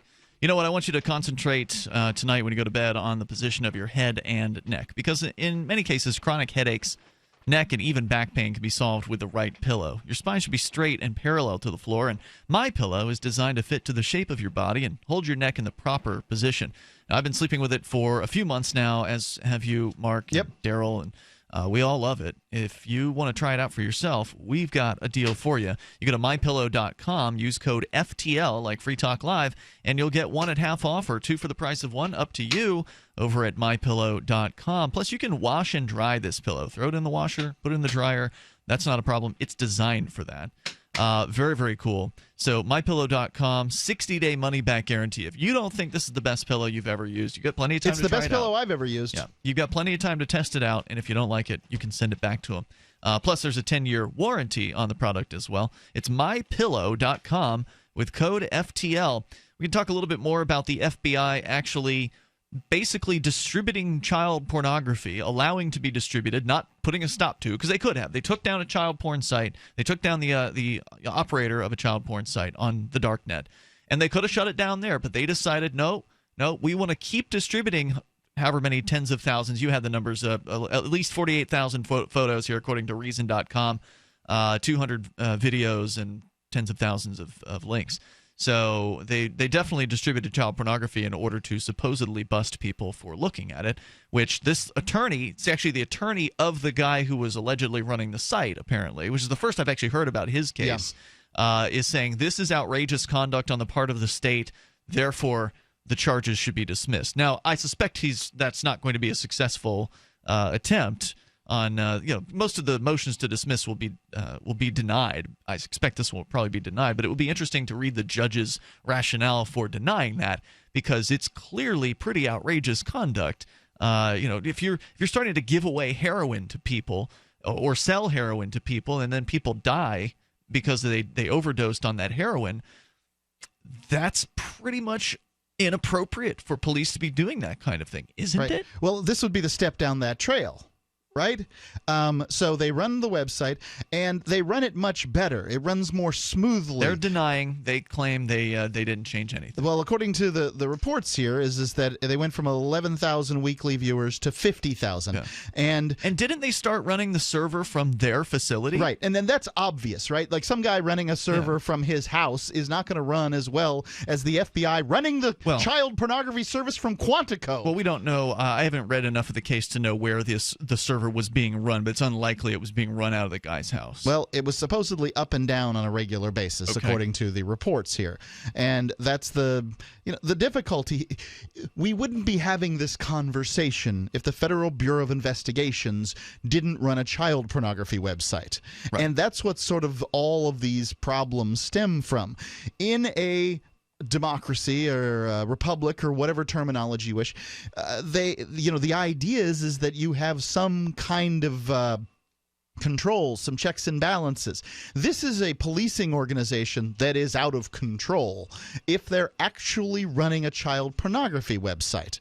The idea is that you victimize, these victims, the kids that were exploited here. Every time you look at these pictures, every time you distribute these pictures. Reason.com comments on that in their version of this story you read from RT. They say the argument is one of the main rationales for punishing mere possession of child pornography, which under federal law and the laws of some states can be treated more harshly than violent crimes and more harshly than actual abuse of children. The penalty structure is obviously irrational unless you believe that serious harm is inflicted every time someone looks at the image of a child's sexual abuse. In that case, a large enough collection of images could equal or even surpass the harm done by a single child rape, so it would make sense to impose a life sentence on someone who's done nothing but look at pictures. This is the madness of the federal government. That's the idea.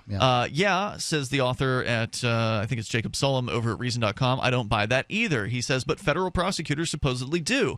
And here they are bringing cases that by their own lights required the FBI to victimize children thousands of times. Each time the FBI distributed an image, it committed a federal crime that is punishable by a mandatory minimum sentence of 5 years and a maximum sentence of 20 years. I can't imagine how many years they're guilty, that they'd get if they were found guilty, which of course they are guilty. You do the math, 48,000 photos, according to this, this claim. Everybody who works for the FBI getting a life sentence. So did the person who received the image, which in the internet context is the same as looking at it, if such if such actions merit criminal punishment because they're inherently harmful, then there's no logical reason why the agents who ran the Playpen site should escape the penalties that they want to impose on the people who visited the site. Right, and Reason magazine is great for this stuff. They just break it down using logic. But the fact is there's exemptions in the law for law enforcement officers. A law enforcement officer can lie to you. A law enforcement officer can look at these images legally. And for them, it's okay. Well, the real danger with for some reason, that's not victimizing child pornography, and this was predicted long ago, was that if they wanted to take Free Talk Live down, they'll do what they've done to other people in the liberty sphere, and they'll plant child pornography on their computers. Because child pornography is different. If the FBI wanted to plant a fully automatic weapon in this house, they'd have to sneak in and do it. Child pornography, not so much. They can just sneak in the back door. Yeah, just computers and whatever and zip zap and that's it. And so, that was a prediction that was made long ago, and it's possible that it's coming to fruition. I don't know the answer. We don't know anything, but I got to say I feel very threatened, and I have no knowledge of sort of what occurred. And all I can see is that the Federal Bureau of Investigations has admitted to running child pornography websites, and strangely... This isn't the first one. There's five times as many visitors as there was the week before they took over, and that is suspicious to me. In a 2002 New York University Law Review article, Howard Anglin argued that victims of child pornographers have legal grounds to sue FBI agents who mail images of them to targets of undercover investigations. If, as courts have held, the children depicted in child pornography are victimized anew each time it changes hands, this practice inflicts further injuries on the children portrayed in the images, he wrote. The practice of distributing child pornography in undercover operations exposes federal agents to potential civil liability and undermines the integrity of the criminal justice system. And by the way, if you liked looking at child pornography, where would you want to go work? The FBI. Right, the FBI's division of child pornography, whatevers. I mean, this is really dangerous stuff. You shouldn't be exposing people to that because, well, then that's what you're going to attract. Our toll-free number, if you want to join us, is 855-450-FREE. So, yeah, watching this has been very interesting. There has been a consortium of attorneys that have gotten together because there's these 100 180 cases out there. It seems like they're going to slam this to the mat. Well, so far the FBI has already lost one of the cases. I think they're appealing it, but they lost because they would not turn over the code of their crack of whatever it was, the malware that they used to reveal people's IP addresses from the Tor system, because they don't want to reveal their secret. So because they weren't willing to reveal their secret as part of discovery in the case, the judge threw the case out. So there's a bunch of real weaknesses to their case, and, well, whether their appeals will end up holding up, we've yet to see. We've yet to see an appeals case go through on this yet. So that's happening. It's Free Talk Live. You can join us here at 855 450 free. Antibacterial soap banned. Looking for that edge during those intimate moments? We see many ads for enhancement, but the side effects include death. At GCN Team, we should change the Healthy Body, Brain, and Heart Pack to the Healthy Libido Pack. The brain and heart are not the only organs that require a healthy vascular system. For proper blood flow at the right moment, go to GCNteam.com or call 877-878-4203. That's 877-878-4203. That's 877-878-4203. Call 877-878-4203. In these uncertain times, it makes sense to have a sustainable backup method to cook food and boil water. If your current plan includes using a fuel-burning stove or cooking over an open fire, then there's a much better way. The Minuteman Rocket Stove is a biomass-burning cooking stove that only requires small quantities of sticks and twigs for fuel. The Minuteman stove is easy to use, smokeless, portable, powerful, and sustainable. For the finest in survival cooking stoves and fire starters made right here in the USA, go to MinutemanStove.com. That's MinutemanStove.com. Since time began, tyrants have taken aim at personal liberties. Now there's a movie that aims back. The government has no more right to tell us what to put in our bodies than they have to take our guns or tell us what books we can read. 6 drug police were eaten by bears while raiding a marijuana farm. On your knees, you dirty hippies! Jesus. On your knees! What's the problem, officer? Today, many cops who enforce pot laws do so only because it provides them with cushy jobs, good benefits, and a chance to push people around. I was an undercover narcotics officer. The drug war is nothing but a farce. The Second Amendment says you got to keep you and your gat intact. Guns and Weed, The Road to Freedom. A film by Michael W. Dean and Nima Vadavi.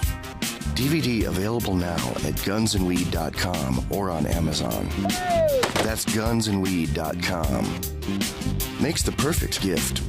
Remember, that's gunsandweed.com. Are you a political activist who does things that the government might not like?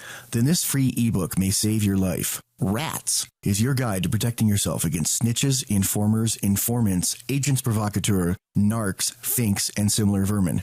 Rats was written by OG libertarian Claire Wolfe. Rats is a short book, easy to read, and available free in many formats. Download Rats free at rats-nosnitch.com. That's rats-nosnitch.com. LRN.FM is proud to announce our official listening apps for Android and iOS devices. Now you can easily tune into our streams anywhere, anytime on your smartphone or tablet. Just visit apps.lrn.fm or search for LRN.FM in the Android or Apple app stores. Please download, rate us 5 stars, then share the link on your social media and let your friends and family know how you're listening to LRN.FM.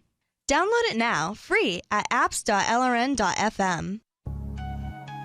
A congressman recently revealed that legislation totaling 2,900 pages and involving more than $1 trillion was available to members of Congress for less than 48 hours to study and consider.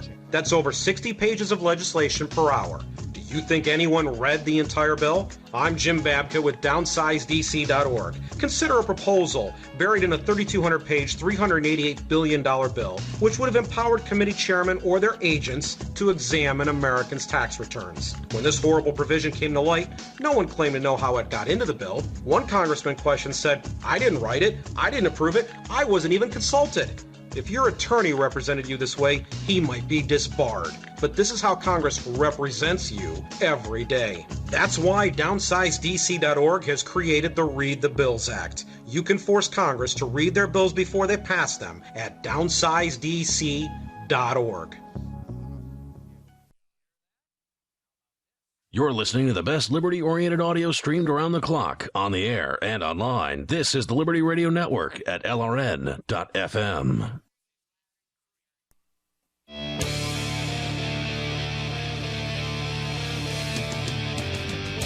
This is Free Talk Live, and you can join us here. The toll-free number is 855-450-FREE. That's 855-450-3733.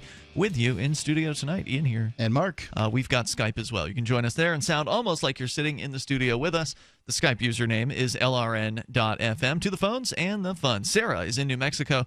You're on Free Talk Live. Hello, Sarah. I think we should make Election Day like a holiday, and have nobody work even like a day before and the election day. Why not? Why does it have What if to I be want a to work? Tuesday? What if I want to work on Election Day? Can I do that? Well, I don't know about that, but it should be. No, because like you a also want to holiday. coerce people into voting, don't you? Well, I don't. You know what? I don't. I just want to make it easy for them. A lot of that's people nice. can't vote. Most because people they're can too get out of work tired. to go and vote. Most if they employers ask. will let you do that, but one of the difficulties is that, people eat whether it's election day or not. They're going to use gasoline. They're going to do a variety of things. Do you Gotta want use gas to get to the polls? all the gas stations shut down because those gas stations are run by people? Do you want every restaurant shut down? Do you want the grocery stores shut down? All these places I've mentioned. Our election is so important, all commerce must halt. Now, I can say that what's interesting is rather than make a holiday, why not just use that 2-day period where the vast majority of people don't work already? We call it Saturday and Sunday. And, move elections from Tuesday to Sunday, and then you have the period of time before elections that most people are off. And, just the riffraff have to work, like people on Free Talk Live. Well, here's the thing is that they had it at Tuesday, since 1776 when we had the 13 colonies. But why? Nobody questions. We've only been doing this for 300 years. Well, I agree with that. You should question things that have always been a certain way. I mean, it's always good to question the status quo. So I think that, we could come to an agreement that maybe there could be a better day for voting. But to force people to not work on voting day is anathema to freedom. I mean, I should be able to work if I want to. Well, when you say you want to work if you want to, but the thing is if your employer wants you to work and you choose not to, then you're going to feel the pressure from you're going to get fired, essentially. Sure. That's so, why they have absentee ballots. So if you can't get if you feel like you can't ask for time off, or your employer just is somebody who's not going to let you take an hour out to go and vote or something like that, then you just fill out the absentee ballot request or call them up and get them to send you one. It's to me, really not that hard. absentee ballots are just things to make people feel better about their voting experience. I don't imagine for a second those things get included. That's just my belief. How do I know? Well, they you don't get even know included? your other votes are included either. So I put them in a large wooden box, and you can watch it from the time you put it in there till the time it gets counted in my town. That's true. You know something? We should have Danish. They have them serve us Danish butter cookies and some coffee. That might I be a can't good say that's a day. problem. Who's going to pay for those? But here's the thing. Yeah, that's a good question. Who would pay for it, Sarah? Is Alcoholics Anonymous? They're going to be there handing it out? Well, why not the government? Why not? The government is disagree. The government is me, Sarah. No, you it's want me to not. pay You're for not your the cookies? government. The government steals my money to pay for her stinking cookies. That's true, and that's what you're saying. When you say you want the government to do it, you're saying you want stolen money to be used to give people cookies, and I got to disagree with that. But I can tell you that I think that cookies at a voting location are a fine idea. Yeah, bring them yourself. Here in Keene, New Hampshire, at Ward 4, where I go to vote, and I'm frequently seen doing exit polling for the Keene Liberty Alliance. At Ward 4, I stand there, and it's cold because here in New Hampshire, by the time voting rolls around in November, it's probably going to be cold during the daytime. So there's always a tent that has been set up by like a local, some sort of club of young people and their mothers, that kind of thing. I don't know which club it is. One of those, one of those active groups, 4-H or something. Get out the vote. They bring their own. No. It's not get out the vote. It's another organization. Get out the vote's just a bunch of Democrats. Just some kids and their parents that have made some chili, and they've got a hot you can get a hot cup of chili for a few bucks, or buy some. There are cookies and other baked goods that are there, and of course the my God, you have to pay for the cookies. The proceeds go to a good cause. It goes to whatever local charity. It's a good cause to give away cookies. Well, then, Sarah, I think you should pay for the damn cookies. Thanks for the call tonight. But my point is that that happens. I can get cookies during voting day. It's pretty nice, actually. Yep. I like that. I prefer the chili, though, because I'm usually out there working and it's cold. Sure. And that's a nice way to warm the old hands up. Toll-free number is 855-450-FREE. That's 855-450-3733. Speaking of hands, well, coming up as of now, apparently, through the next year, you're going to see antibacterial soaps disappearing from store shelves. What? Yeah, this was the thing you were supposed to have 10 years ago. I was shocked by the decision here by the Food and Drug Administration. You know them. They know everything, and they will tell you how you should live and what products you should be able to sell or not. Story from TheGuardian.com, and there are several stories about this everywhere. Antibacterial soaps have been banned from the U.S. marketplace. Not just we recommend against this, but this is a banned product now. Mm-hmm. On Friday, in a final ruling by the Food and Drug Administration, which said manufacturers had failed to prove the cleansers were safe or more effective than normal products. Dr. Janet Woodcock. So you can't sell the product. Hold on. If it's if it's not any more effective, then what difference does it make? If I say, well, there are apparently some concerns about using antibacterial soaps. Dr. Janet Woodcock, director of the FDA's Center for Evaluation and Research, said that certain antimicrobial soaps may not actually serve any health benefits at all. Quote, consumers may think antibacterial washes are more effective at preventing the spread of germs, but we have no scientific evidence that they are any better than plain soap and water, she said in a statement. In fact, plain soap and water is pretty darn effective. In fact, some data suggests that antibacterial ingredients may do more harm than good over the long term. Manufacturers had failed to show either the safety of long-term daily use or that the products were, quote, more effective than plain soap and water in preventing illness and the spread of certain infections. Quote, the new federal rule applies to any soap or antiseptic product that has one or more of 19 chemical compounds, including trichlocarbon, which is found in bar soaps, and triclosan, which is often found in liquid soaps. I've seen that on the active ingredients before. I'll take your word for it. It does not affect alcohol-based hand sanitizers and wipes, which the FDA is still investigating, or certain healthcare products meant specifically for clinical settings. Where would we be without the FDA? The FDA has given manufacturers 1 year to change their products or pull them off the shelves. So obviously, whatever risks there are from this product, I mean, she suggests that, she says some data suggests. Now, that is not a firm statement. That ain't science. There's some data that suggests that some of these ingredients may do more harm than good over the long term, she says. So obviously, whatever the suggested harm is here, whatever limited suggestion of harm there is, isn't serious enough to say, my God, get these products off the shelves now! Right. Because they've got a full year to comply with this. The FDA first proposed a rule about the chemicals in 2013 following research that they might affect human hormones or change natural resistance to bacteria. The agency requested research from the producers. I've certainly heard that, which is that the antibiotics are so prevalent in our lives that it's causing bacteria to develop immunities immunities and turn into superbugs and all that sort of thing. The agency requested research from the producers to back up their health claims, but in the 3 years since has found that the data is lacking or their requests have been ignored. Triclosan has been proven effective at killing bacteria if used at sustained length, far longer than the few seconds most people spend washing their hands, and was once only found in healthcare settings. Recent studies have linked triclosan to a series of disruptions in human and animal health. A University of Chicago study that was released in July found that triclosan changed the microbiome inside human guts, and its researchers suggested that exposure could damage developing fetuses. A study from earlier this year found that overuse could be contributing to antibiotic resistance, and a 2015 study found that antibacterial formulas were not more effective than soap and water. Your thoughts on this are welcome here. The toll-free number is 855-450-FREE. Did the market make a mistake here? Do we need to have the government to determine what kind of soap we can put on our hands? Because that's what's happening. The toll-free number is 855-450-FREE. That's 855-450-3733. And how is it that you can get triclosan inside your guts from washing your hands? That's what I'd like to know. Eat with your fingers? It's Free Talk Live. Know that sound? That's the sound of trouble for CPAP users.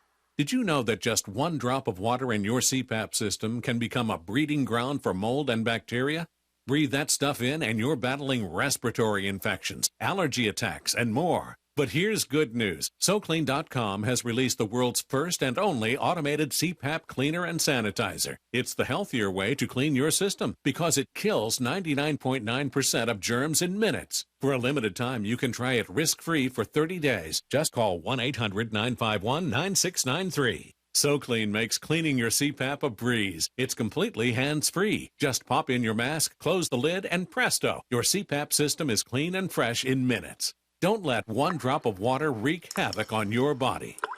Call SoClean.com now for your risk-free trial while supplies last. 1-800-951-9693. That's 1-800-951-9693. Dangerous blood clot device alert. If you or a loved one had an IVC filter placed to prevent blood clots from traveling to your heart or lungs and suffered an injury, you may be entitled to substantial financial compensation. The FDA warns that IVC filters may cause serious complications, such as heart or lung damage, internal bleeding, and even death. These dangerous blood clot devices can break, and the metal fragments can travel to your heart or lungs, causing serious injuries. If you or a loved one suffered organ damage or other injuries from an IVC filter, you may be entitled to substantial financial compensation. Act now. Time is limited to file a claim. For a free consultation and free information, call Injury Help Desk at 800-478-1507. 800-478-1507. 800-478-1507. This is an advertisement. Paid non-attorney spokesperson. InjuryHelpDesk.com is responsible for this advertisement. Principal office, Las Vegas, Nevada. Why did you move to the Shire? I moved here to the Shire because there's other people around who take liberty just as seriously as I do. I moved to the Shire because I saw videos of people challenging authority and thought that I could get support myself. It called to me, like, do this right now. I wanted to be around people like me who got it, and once I got here, I knew there was nowhere else that I wanted to be. I've always wanted to change the world, so I moved to the Shire to join people who were actually working towards doing the same thing. The people here are awesome, loving, and positive. It was for the adventure and for the feeling of something important is happening here, and I just wanted to come to sort of be part of that. Visit ShireSociety.com to read and sign the Shire Society Declaration and learn the reasons why, if you love liberty, you should immigrate to the Shire. Plus, add yourself to the Shire map at ShireSociety.com. That's ShireSociety.com. You may already know about the Free Talk Live audio-on-demand phone line at 641-793-9660. Did you know that not only can you listen to Free Talk Live via your phone, you can also leave a message and have it delivered to Free Talk Live's hosts? To leave us your thoughts, just dial 641-793-9660. That's 641-793-9660. Press 2 for Free Talk Live, and then hit 0 to leave your message.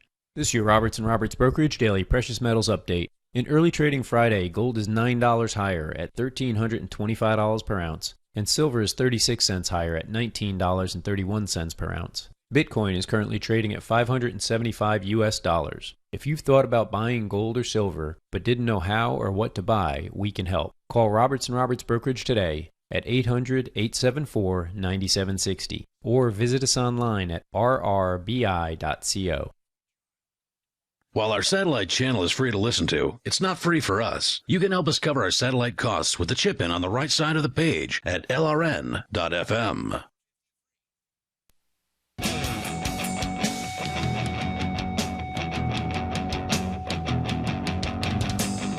It's Free Talk Live. You can bring up what you want here. You may take control of the airwaves.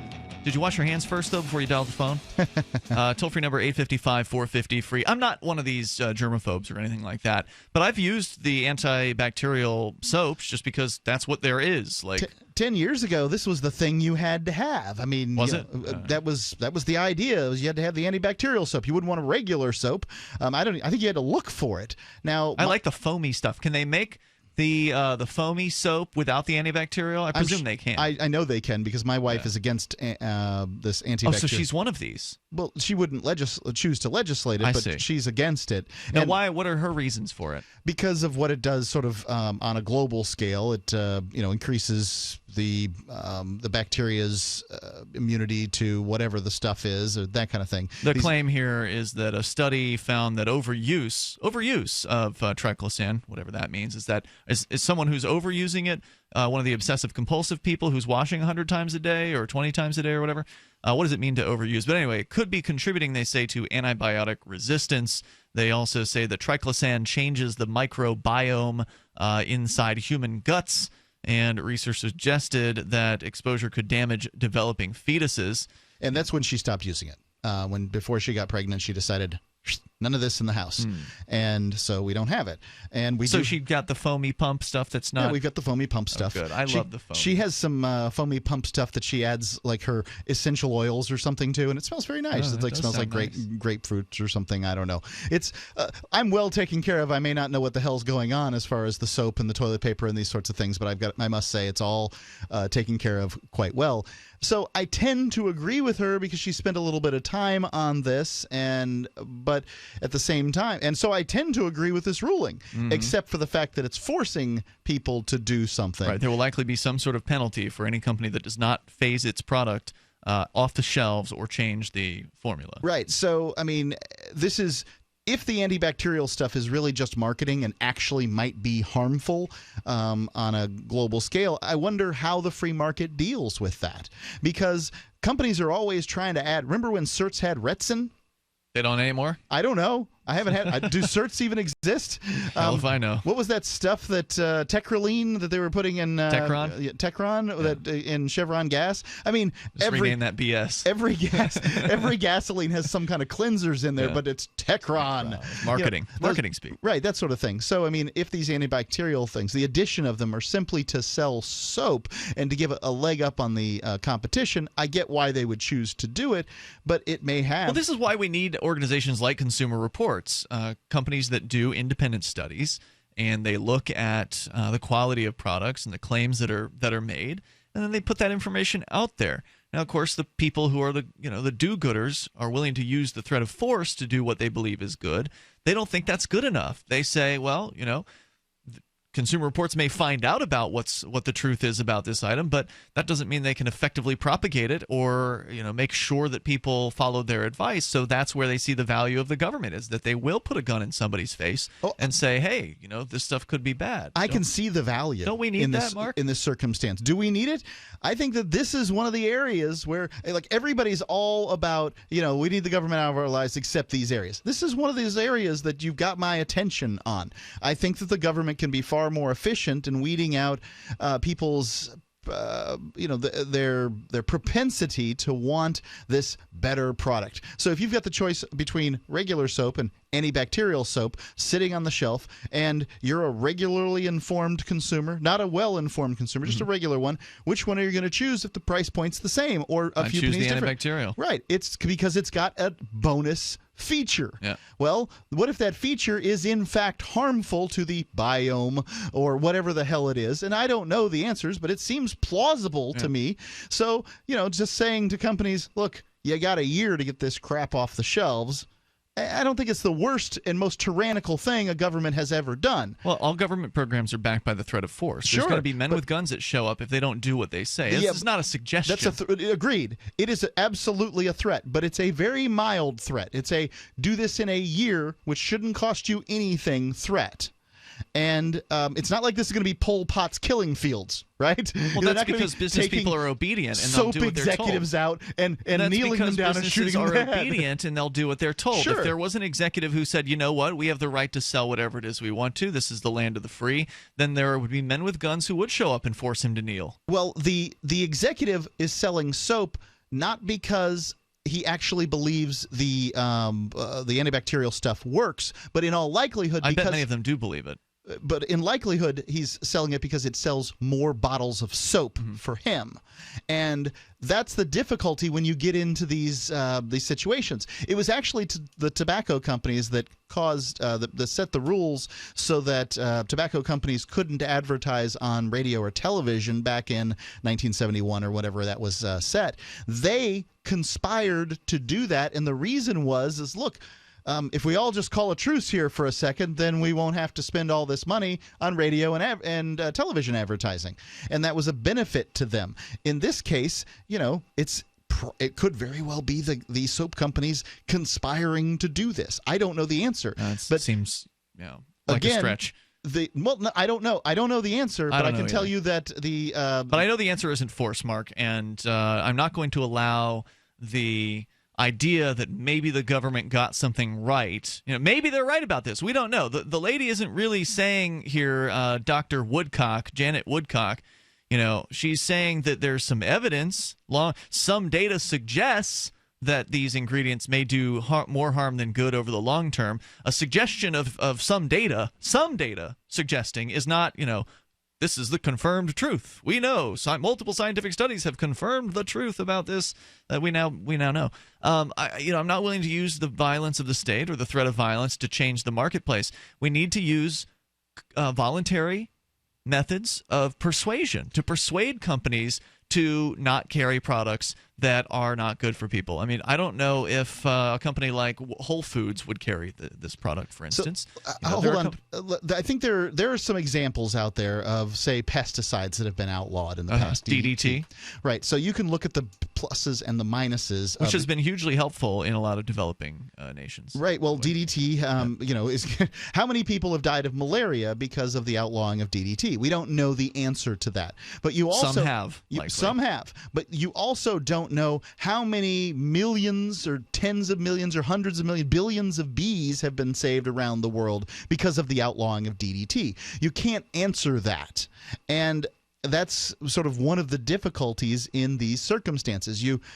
I'm not going to let fear take me into the advocacy of force against my neighbors. Let's go to Chandler. What if my bees die because you sprayed DDT? Listening, well, then go ahead and sue me. Chandler in Florida, you're on Free Talk Live with Ian and Mark. Hello. Hello, Chandler. Go ahead. So, Trump allegedly asked why we can't use nukes 3 times. He later denied that, but that's still a scary thought. And he later what? Clinton, he denied it? I think what he said is, why do we have them if we don't use them? I think is what the question he had. He asked the question. Clinton just recently threatened war with Russia over she thinks that it had something to do with email leaks or something. I'm not sure exactly what's going on with that. And I'm just wondering if you guys think that these people are crazy enough to get us into a nuclear war. Yes. Yeah, they are crazy. I mean, these people are psychopaths. They are sociopaths. They're willing to put people's lives on the line in order to aggregate more power to them. So whether it would become nuclear or not, I don't know, because they generally don't want to put themselves in harm's way, but they certainly will move people towards the direction of more war, and the more war we have, the closer we get to somebody dropping a nuclear weapon. So I wouldn't say that would be something they would start with, but they might finish with that, as we saw with World War II. It wasn't a nuclear weapon, but it was an atomic weapon. And it was, devastating, and that could be used against them. So that, of course, is the reason why you typically don't see nuclear warfare. Is the leaders of the countries, or they call themselves leaders. I don't believe they're leaders, but these politicians don't want to perish, and ultimately they don't want to wake up in a world where they don't get to have all the nice things that they have. I mean, if there's a nuclear holocaust, they're not going to be riding around in limos and enjoying the good life anymore, because the food will be contaminated, and they're going to have to live in an underground bunker. So to some extent, there are some sort of built-in human protections against having a nuclear blast happening here in the United States. But these guys are pretty much there's really not much else besides their own desire for living a nice life that would prevent them from doing it. If they could get away with it, if they could get away with dropping bombs on people, then they would. And they do. They drop all kinds of regular bombs on people, just thankfully not the nuclear type. And, of course, I don't support dropping any bombs in general. Thanks, Chandler, for your call tonight. Our toll-free number is 855-450-FREE. That's 855-450-3733. So we can continue to discuss this issue with antibacterial soaps. There's more to the story from The Guardian, and you're welcome to share your thoughts. 855-450-FREE. Is this why we need government? This is Free Talk Live. Join us here on the live Sunday edition, Hour 3 on the way. For Bitcoin to be ubiquitous, people need to use it. For people to use it, they must have it. How can we get Bitcoin into more hands? Well, tipping might be a great way. What if you could include a bonus Bitcoin tip along with your regular tip to a server? What if that Bitcoin returned to you if unclaimed after 30 days? An attractive business card-sized Bitcoin tip that is easily claimed, gives instructions on wallets, spending, and returns to the user if unused? Tip.freetalklive.com. Tip.freetalklive.com. Free Talk Live has partnered with Amazon, the largest internet retailer. Imagine a department store category, and Amazon has it. Books, electronics, office products, furniture, jewelry, automotive, toys, clothing, sporting goods, and dozens of other categories. Now you can shop and support Free Talk Live by entering Amazon through our website. Go to shop.freetalklive.com, and Amazon will send us a portion of your purchase. You're going to do the shopping anyway, so remember to enter through our site at shop.freetalklive.com. That's shop.freetalklive.com. Looking for a great real estate investment? Consider New Hampshire, which is ground zero for the Liberty Movement. Your first call should be to Mark Worden from Porcupine Real Estate. He's more than just a real estate agent. He's your New Hampshire concierge. Where are the best places to live? Do you want farm, city, the burbs, or forest? Do you want a duplex or multifamily building so that renters pay your mortgage? There are homes in all price ranges in New Hampshire, and Mark can help with financing too. Invest in Liberty and property. Mark Worden can help. PorcupineRealEstate.com. Free Talk Live has partnered with Amazon, the largest internet retailer. Imagine a department store category, and Amazon has it. Books, electronics, office products, furniture, jewelry, automotive, toys, clothing, sporting goods, and dozens of other categories. Now you can shop and support Free Talk Live by entering Amazon through our website. Go to shop.freetalklive.com, and Amazon will send us a portion of your purchase. You're going to do the shopping anyway, so remember to enter through our site at shop.freetalklive.com. That's shop.freetalklive.com. You're listening to the live edition of Free Talk Live. Hour number 3 is next after the news here on the Liberty Radio Network at LRN.FM. From Keene in the Shire, the Liberty Media capital of the world, this is Daryl W. Perry, host of FPP Radio News for Sunday, September 4th, 2016. Silver is trading at $19.58 per ounce. Gold is valued at $1,325 per ounce. And according to BitcoinAverage.com, the average price of Bitcoin is $611. Antiwar.com reports Turkish warplanes pounded the southeastern Hakkari province on Friday with a flurry of airstrikes, and Turkish ground troops also carried out operations in and around the province. At least 27 PKK fighters were reported killed, along with 7 Turkish soldiers. Turkey has been fighting the Kurdish PKK since the 1980s, but more specifically since last summer, when the Erdogan government abandoned a ceasefire and launched a major military offensive against the southeast, where the bulk of the nation's Kurdish population lies. Prime Minister Binali Yildirim insisted on Friday that the PKK were to blame for all the fighting and that they had squandered their chance for peace by launching bombing attacks after the government withdrew from the ceasefire. Turkey's war against Kurdish secessionist ambitions has increasingly spanned across the border, with Turkish forces targeting the Kurdish YPG in northeastern Syria, which they claim are part of the PKK. They have also conducted regular airstrikes against northern Iraq, targeting the PKK there. For nearly 40 years, Roberts & Roberts Brokerage has been a trusted source for buying and selling precious metals like gold and silver. They also take Bitcoin for precious metal purchases and have permanently removed the minimum purchase amount for all orders paid in the digital currency. Call Roberts & Roberts today for knowledgeable advice on buying and selling precious metals and a forward-thinking approach to new technologies. 800-874-9760 or visit online at rrbi.co. UPI reports 14 people were sent to the hospital after an incident on a carnival ride at the Delta Fair, according to police. Conflicting accounts of the incident were reported. The Shelby County, Tennessee Sheriff's Office said the individuals were thrown from the ride Saturday afternoon, according to multiple media reports. The fair's management disputed the account, saying the safety bars were inadvertently released as the ride, the Moonraker, was coming to a stop. The fair owner said on Facebook no one was thrown from the ride and no one was injured, but the patrons were asked to be taken to area hospitals for precautionary reasons after being evaluated by EMS personnel at the scene. Fair operators called the sheriff's report grossly inaccurate. The fair posted on Facebook, We did have a ride, the Moonraker, that had the lap bar released early as the ride was slowing to an end. The release of the lap bar did cause some riders to become nervous and scared. None of the riders were injured and all walked away safely. As a precautionary measure, we had the riders checked out by our on-site EMS services and then had the riders at their request sent to the hospital for strictly precautionary reasons. The Shelby County Sheriff's Office confirmed all the individuals taken to area hospitals were in stable condition. The Delta Fair is held each summer at the Memphis Agri Center.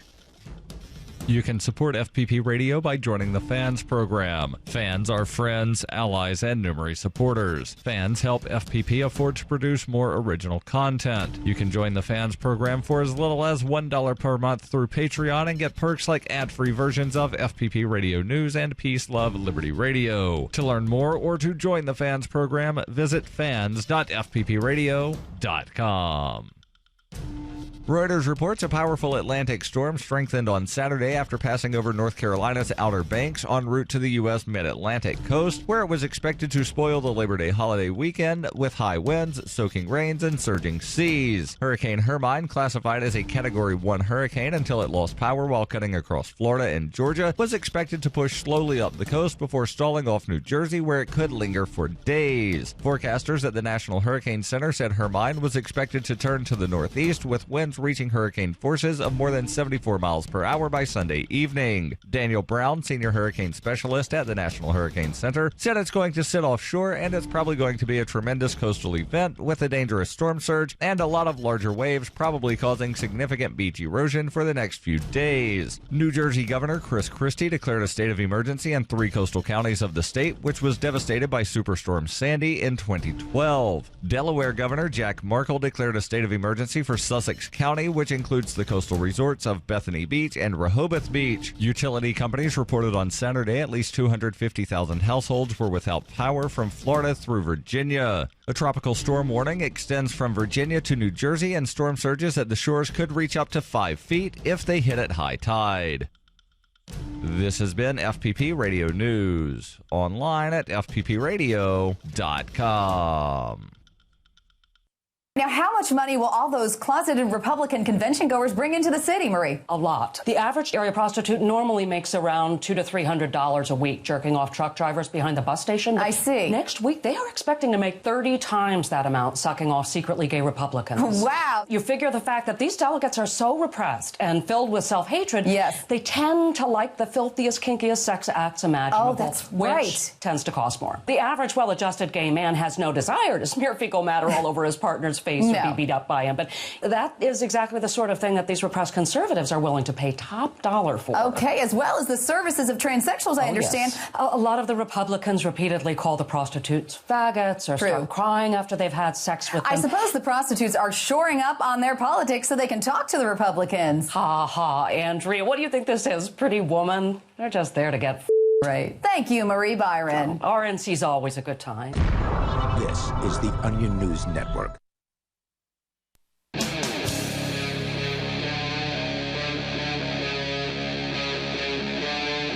Free Talk Live. This is Free Talk Live, and you can bring up anything you want here. The toll-free number is 855-450-FREE. That's 855-450-3733.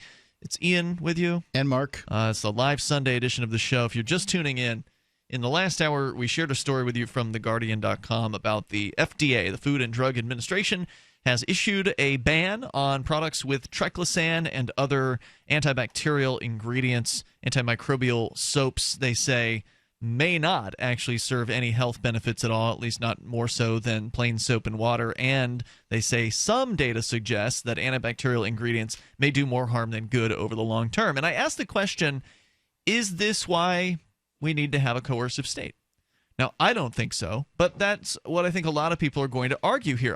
See, without the FDA and their processes, we would never have had this ban happen and saving babies from. Apparently, they say that the triclosan is found in 93% of liquid soaps, that it may change a microbiome inside human guts. That researchers say that exposure could damage developing fetuses. And again, there aren't a bunch of studies in this case, but there are enough studies to where the FDA has made this decision. And isn't this what we need the government for? Well, I would claim no. So again, I don't. Even though you kind of agree with the decision. I don't agree with the banning decision, but I agree with their points that they made along. Your family has stopped using antimicrobial soaps. Some time ago, yeah, some time ago. So I would say that, well, if people wanted this to stop, they could advocate to their retailers. That's right. Now, I'm not sure that an organization as large as Walmart would exist in an actual free market. They use many anti-free market sort of methods in order to get the things done that they do. But regardless, there would certainly be large retailers like grocery stores and these sorts of things, and people could advocate to them. Once you had a coalition of grocery stores that are like, we're not carrying this anymore, then these soap manufacturers are going to change their tune very, very quickly. That's true. They're not including this antimicrobial stuff in their soap because they strongly believe that it works in all likelihood. But is that they have it included because it's a feature, and if you're just an uninformed consumer looking at 2 bottles of soap, one has an antibacterial formula and one doesn't, and they both cost the same, you're likely to grab the one with the feature. I'm just playing devil's advocate here, though, Mark. But isn't that what you're talking about? Not as efficient. I mean, you're saying consumers need to organize and start contacting all these stores. I assume they did. How the hell did the FDA find out about this? People have been having these complaints for 10 years. So you're saying this, though, that consumers need to organize and they need to go around all these stores. Isn't that going to take a lot of time and effort and be really expensive? It was. I mean, shouldn't we just have one organization that makes decisions for us, and then they can decide what's healthy and what's not? It was likely inefficient and costly, and those consumers likely did all of those things with the FDA. So I don't know. I can't give you a comparison because there is no place where the state doesn't get involved in our lives. This isn't science. So all I can say is that the FDA provides this rabbit maze, this maze of bureaucracy that people are attracted to, and then have to go through this huge process in order to get something banned or whatever. So it could very well have been quicker if these grocery stores gone through the market and the retailers had. Well, this is one of the benefits that the government can aggregate to itself. Is it's so big and so influential is it can say, well, see, if we weren't here, then how long would it have taken the marketplace to get around to this? We were here. We don't know. So basically the FDA can run out in front of a parade, so to speak, because remember, the FDA's processes didn't keep these things off the shelves to begin with. Nope. For whatever reason. So now, years later, they're saying, okay, cut it out, guys. You're done. This is over with. And then they get to pat themselves on the back and act like they're our saviors. The answer to the question, from my perspective, is, do we need government? This seems to be an argument for the state. It seems to be a strong argument for the state. People's health. It's not a very historical argument, though. People's health. Things like the FDA haven't existed for 100 years. Well, and there was really bad health care in the past, too. But look, the argument I think that should be used here, and again, I'd love to hear from you if you've got a better argument against centralized power in the area of providing health and products and approval and all that, is that think about all the people the FDA has killed. Okay, they don't tell you those stories very commonly, but there are plenty of products that the FDA has approved that have killed people. And then there are plenty of products that the FDA has not approved that could save people's lives. So there are a bunch of products out there that would love to get through the FDA's approval process if they can even afford to go through it. It's like $1 billion or something ridiculous to put your medicine or treatment or whatever it is through their process if they even accept it in the first place. But there are a lot of products out there that would love to be able to experiment on willing users, people who, let's say they've got some sort of terminal illness or whatever, and there's some pill out there that's being developed, and, I've got this terminal illness. I'm scheduled to die within the next 6 months. There's this experimental pill. But it gives you the hiccups, Ian. We can't have this pill on the market. It gives people the hiccups. They wouldn't even know. They may not even know enough of that yet. The FDA would say, or the FDA would say, no, you can't even take that because it's not approved. We haven't approved it at all. We don't know what it does. Well, I don't care what it does. This company says it might help me. I'm dying. I should be able to put whatever it is I want in my own body. There are a bunch of people who could have taken experimental medications and survived and possibly had whatever their problem was beaten, but the FDA wouldn't allow those things to happen. Right. The Terminal FDA has people. It's crazy. Right. The FDA has stood in the way time and time again of medications that could save people's lives. Medications that, by the way, are approved in other countries as well. So, whatever bureaucracies move faster in some of the other countries and have approved many of the things the FDA hasn't. So there's all kinds of stories like this. Now you got the DEA coming in and banning Kratom, which is, another product that has helped people beat real drug addiction and things like that. I mean, it's just to say that we need the FDA because they get something right ignores all the things that they get wrong. And in the marketplace, you should have the freedom to choose these things.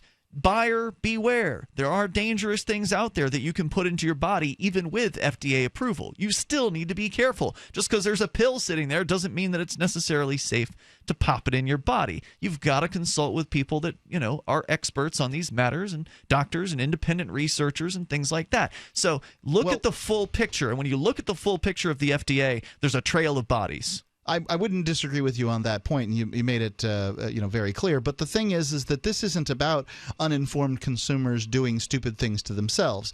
This is uninformed consumers doing stupid things to everybody, and certainly that could be the case. And that's one of the difficulties here.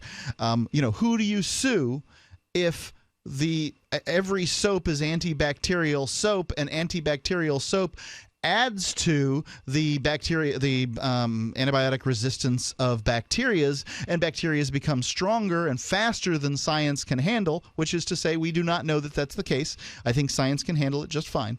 But if that's the case, and you've got people getting wiped out by superbugs, which is the scare tactic that's involved here, who's to be sued? It gets very complicated.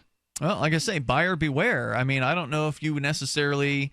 if you're putting a chemical that you're not familiar with in your own body, then you're kind of taking a risk there. Yeah, but nobody's going to sue you over it. You can't sue the whole planet, right? I'm not saying that necessarily. I've used antibacterial soaps. I bought them until I decided that they were, not a good idea and ineffective for my life. At which point am I absolved of this responsibility? I did buy them, then I stopped buying them. Do I only have to pay 1/3 of the settlement that is paid to, I don't know, the whole planet? Why would you be paying a settlement? I'm You're not talking the manufacturer. about in dealing with the... Okay, so only the manufacturer gets sued, not the people who I don't even know if used anyone should be able to sue. If you're putting a chemical in your body, you're the one making that choice. You should do your damn research. I'm not making that choice with the antibacterial soap. Right, so why would you be able to sue? I'm totally missing what you're trying to say here. One more time. This stuff makes... bacteria antibiotic resistant. Well, that is what the study shows. Well, there's a study it says here in The Guardian, a study from earlier this year found that overuse could also be contributing to antibiotic resistance. All right, so that's the claim. If the claim is borne out, who do I sue since I don't use this stuff and it's adversely affecting me? My child dies from a staph infection from a superbug. Who do I sue? How the hell does that affect you if you're not using the damn soaps? It affects the globe, dude! Well, it wouldn't affect you because you're not using the soap. The toll-free number is 855-450-FREE, 855-450-3733. Can you explain what he's trying to say? Today, how to incorporate your business in just 10 minutes so you won't lose everything if you get sued. Step 1, stop putting it off. If you're not incorporated and someone sues your business tomorrow, it's not just your business at risk. You can lose everything: your home, your car, even your life savings. Step 2, call the following number for a free 10-minute incorporation guide from Incorporate.com. 1-800-945-1063. They don't provide legal or financial advice. They just make incorporating quick and easy. So you can incorporate or form an LLC in just 10 minutes. That number again is 1-800-945-1063. Step 3, congratulate yourself. By taking just 10 minutes to incorporate your business or form an LLC, you protected your home, your car, and your life savings. And that is how you incorporate your business in just 10 minutes. But hurry while they're still giving away these 10-minute incorporation guides for free. Call 1-800-945-1063. That's 1-800-945-1063. Are you happy washing your hands with harsh chemicals? Are you happy doing laundry with detergents? Are you happy paying high prices? Find your happiness with Pure Soap. These all-natural, earth-friendly Pure Soaps are the very best you've ever used. Buy in bulk. Get a 12, 36, or 48-month supply. Or get items individually and still save big. You're getting soap products twice as good as what you're using now. Earth-friendly and natural soaps. Your family deserves the best. Happiness is 5starsoap.com. Why not put your money up the drain for a change? See them at 5starsoap.com or call 1-800-340-7091 for a catalog. Cal Ben Soap Company can save you thousands of dollars and give you good old-fashioned real soaps that are triple concentrated. Soaps made from vegetable and coconut oils. See their full selection of soaps at 5starsoap.com. That's F-I-V-E starsoap.com. Or call 1-800-340-7091 for a catalog. So the protection of life, liberty, and property is what the Free State Project is all about. But it's an effort to move 20,000 people who understand. It's about demonstrating to the entire country. Yeah, we can have a free market, a truly free market. Making it just a freer, great place to live. It's the world's largest voluntarist libertarian community, and it's only getting bigger. That's amazing, to be able to move to a place where other people passionately believe in being free and independent. What the Free State Project is managing to do, though, is to put their money where their mouth is. Physically getting up across the country and saying, let's go someplace and let's demonstrate the power of these ideas. There's a lot of kind of philosophy that surrounds liberty. There's a lot of thinking about it and talking about it. But here in New Hampshire, people are doing it. 101 Reasons Liberty Lives in New Hampshire, a documentary by Free State Project Early Movers. Watch it free at 101reasonsfilm.com. 101reasonsfilm.com. The three most important things you can do for Free Talk Live are: 1, share one episode a week on Facebook or in some other social networking site. 2, buy the things you buy online through shop.freetalklive.com. 3, give $5 a month to the AMP program. It's my firm belief that Free Talk Live's AMP program is the best use of your charitable dollar among liberty-oriented organizations. Support all the organizations you love, but make sure you give $5 a month to AMP at amp.freetalklive.com. Are you tired of governments murdering people around the world? Stop using their money. There is an alternative. Bitcoin is a stateless, free market, non-political currency. Bitcoin cannot be inflated or controlled by any government. By using their money, you're helping the state. Stop doing it. You have an incredible alternative available now. Learn it, use it, spread it. Get started with Bitcoin at bitcoin.com. That's bitcoin.com. Do you love Twitter? Make sure you favorite the LRN.FM Twitter account so you can receive our tweets at twitter.lrn.fm. That's twitter.lrn.fm. This is Free Talk Live, the live Sunday edition of the program. We'll take your calls about anything you want to discuss. And right now, topic on the table happens to be the banning of chemicals like triclosan from soaps. Now, triclosan will still be legal in other products because there's some information that suggests that it's handy to have it in, let's see here, according to theguardian.com, triclosan may still be useful in toothpaste, where they say it may be effective against the bacteria that causes gum disease. So triclosan will still exist in some products, but from hand soaps and from soaps, it has been prohibited and must go into effect within the next year. Now, I want to give you an opportunity to try again to explain to me how it is that the non-use of antimicrobial soaps, as your family does not use them, the non-use of soaps somehow would put your family at risk. No. That's not what I'm claiming. Okay, what were you trying to say? Do you want to hear it? Yeah, I do want to hear it. I don't guarantee you I'll understand what you're saying because you've already tried twice. So third time's the charm. The idea in a free marketplace is that many problems would be solved through arbitration and torts. Is that correct? I would say that they'd be solved hopefully before they even happen by the marketplace just deciding based on what people want. Mistakes are made.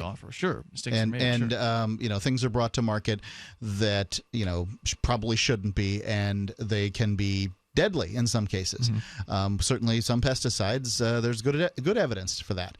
So, in the case of people who, when there's mass adoption of antibacterial soaps, but there's one family that chooses to stand out and say, we shall not use this blasphemous stuff, right? Okay. So there's your claimant, correct? What's the claim, though? The claim is that the antibacterial soaps created a world of super bacteria that are bacterial resistant. This tricyclorone or whatever.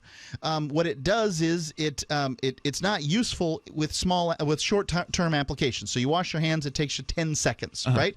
You brush your teeth, it takes you 2 minutes. It's effective in 2 minutes. It's not effective in 10 seconds. So the claim here is since they're using this stuff and it's using it in an ineffective fashion, all they're doing is making the bacteria stronger. So the claimant would then claim that, hey, you guys, the manufacturers, the users of this soap, everybody who's been involved, the purveyors of it, the retailers, whomever, the distributors, the guy who drove the truck, everybody's responsible for this world of superbugs that we didn't participate in, give us millions of dollars. Now, do you understand? I don't think you have I don't think there's a failure to state a claim, case dismissed. Failure to state a claim. These people all used this product, and it killed my child. Yeah, but you can't hold anybody responsible for that. There's too many people to hold responsible. I see. You just can't hold people responsible for making bad choices. Sue the whole world? You can't do that. That's what I'm saying. Right. That's the difficulty. Gotcha. That's what the argument for regulation is. The toll-free number tonight is 855-450-FREE. Well, as I pointed out, the argument against regulation is all the mistakes that they make because they're human beings. And so we need to have the marketplace be the ones that are regulating, self-regulating through market-based decisions, through multiple pieces of information being given to multiple different actors in the marketplace. We're always at risk of disaster and terrible things striking, and you just can't live in fear. And I'm not going to let fear, I'm not saying you're doing this, but I would not let fear encourage me to accept a coercive monopoly over products. I think that's truly scary, and it doesn't lead to anything good. Let's go to Jeff. He's in Illinois. You're on Free Talk Live. Hello, Jeff. Thank you, guys. I have an alternative currency story, but before I get to that, I used to make soap for a living, antibacterial soap, and at one time before I worked there, my dad worked there, and they had this hexachlorophene. They said there was a claim that two babies had died, and they made them stop using hexachlorophene in the soap, which it was considered to be I guess a pretty powerful antibacterial thing or something like that. So my segue into the currency story is that I learned to carve at the soap factory when they had us unwrapping mountains of defective soap, and then I got into wood carving. And so basically last week I traded a statue of an angel and another plaque that said, "Don't go away, may I just go away," to the transmission shop. I had a leaky transmission, and we were able to do an exchange without any cash. So you gave a transmission shop wood carvings in return for doing work on your car? Yes. Great. Cool. Barter. I wouldn't really call it a currency because, in order for it to be a currency, it should probably be valued and exchangeable with other people. At more least than valued just the same. I mean, it's still valuable to everyone. It's what I do. Here's my way of working around that, because you say, like, would everyone accept this? What I try to do is have a variety of stuff so that I can hopefully find something. But apparently it's working. If you can get transmission work for some wood carvings, man, oh man, that's great. Hey, thanks, Jeff. You're a heck of a wood carver. Call tonight. I appreciate it. Toll-free number is 855-450-FREE. We got Rusty in Texas. You're on Free Talk Live. Hello, Rusty. Yeah, howdy, guys. I just wanted to comment a little bit about the FDA and the banning of the antibacterial soap. Certainly. First, it appears that the market would be the only way to kind of effectively manage this, because we're in a worldwide economy, and with the trade and everything else that's going on, I don't think a ban in the U.S. is going to do a whole heck of a lot. We still couldn't keep out Ebola or Zika. We've been fighting polio for 40 years. That hasn't gone away. It's just, I don't think government's the answer. I applaud, Mark, for kind of doing own personal choice, but I think that's how the solution is going to be made. Anytime government's involved in kind of healthcare or anything, it's just ends up horribly. If you want a reference, you can look at the ACT UP group, who were AIDS activists back in the 80s, fighting for the right to take these experimental type drugs to prolong their life. Yeah. FDA said no, that the process was so long. And the group was so radical that they actually dumped the ashes of dead AIDS victims on the White House lawn. And that was in protest because of government. And in a marketplace, I don't think that would happen. But right, in the marketplace, there would be involved, questionable treatments available. And by the way, there are plenty of questionable treatments available today for various different things. They're just not allowed to make legal claims. They're not allowed to make claims of, this will solve this problem. This treatment that we've come up with, this pseudoscience or whatever will solve this issue, or the FDA will come in and and raid them for making claims like that. So there's plenty of treatments. It's not like the FDA keeps all dangerous things out of our lives. And so, the whole idea that we need them to keep us safe is absolutely absurd. And in fact, what they do is they keep us away from any kind of experimental treatments or unapproved treatments that may actually end up saving people's lives. And so the thing is, it's near to impossible to actually calculate the amount of lives that have been extinguished because of the FDA's inaction on a variety of different things. But again, those stories don't get the same level of coverage as something like this, which is going to impact a bunch of people's lives in that the same products that we've been used to are going to be changing. Now, many people probably won't even notice the difference because they'll still package them the same. They'll just remove this ingredient or whatever. Rusty, thanks for calling and sharing your thoughts tonight. Toll-free number is 855-450-FREE. That's 855-450-3733. It's interesting in this Guardian story, which normally I really like the Guardian's coverage of things, especially things happening in the U.S., because they don't seem to have the same interest in obeying the state like the U.S. news agencies do. It does seem that way. They don't really get anybody with the other side here. They don't have any spokespeople from Dial or anything like that coming in here, an industry association saying, well, we disagree with this decision, but here's why. There's really nobody in this article is cited. They don't cite the other side of it at all. So maybe you've got the other side on this debate. If there is one, you can share it with us at 855-450-FREE. It's Free Talk Live. Worried about lead, fluoride, and other contaminants in your drinking water? Get a ProPure with the Pro 1G 2.0 cleanable reusable filter and remove up to 200 contaminants. Drink water the way nature meant it to be. Clean, crisp, and refreshing. See the complete line of ProPure products, including the new ProMax shower filter. There's a ProPure for you. Visit your authorized ProPure dealer for details or ProPureUSA.com. That's ProPureUSA.com.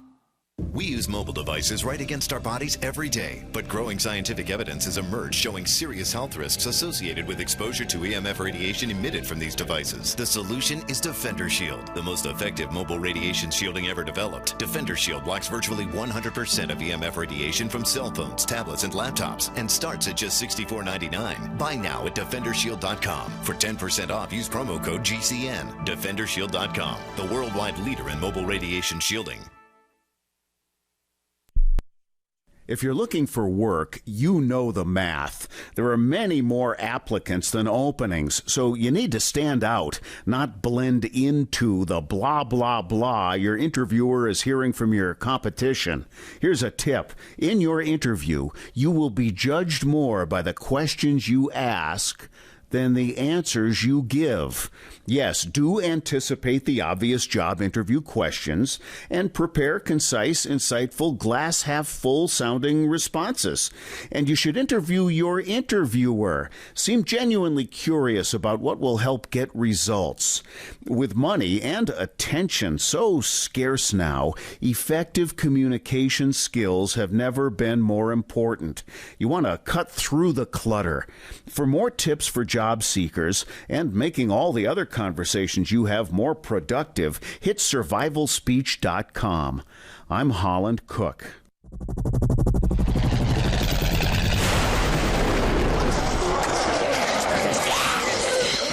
In Survivor Max 2, School Bites, Max must scavenge through a wasteland swarming with the undead. Desperate to find the medicine he needs, he discovers a community of survivors at his former school. Has he finally found the safe haven he's been looking for, or will he discover that school bites?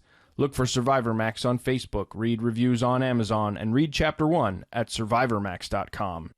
Did you know you can watch Free Talk Live during our live shows 7 days a week from 7 to 10 p.m. Eastern via our studio cams at cam.freetalklive.com? Plus, you can chat with other listeners while you watch, all totally free. Now that our live video stream is hosted by YouTube, our video archives will be online even faster. So be sure to subscribe to our YouTube channel. Listen, watch, and chat all free at cam.freetalklive.com. That's cam.freetalklive.com.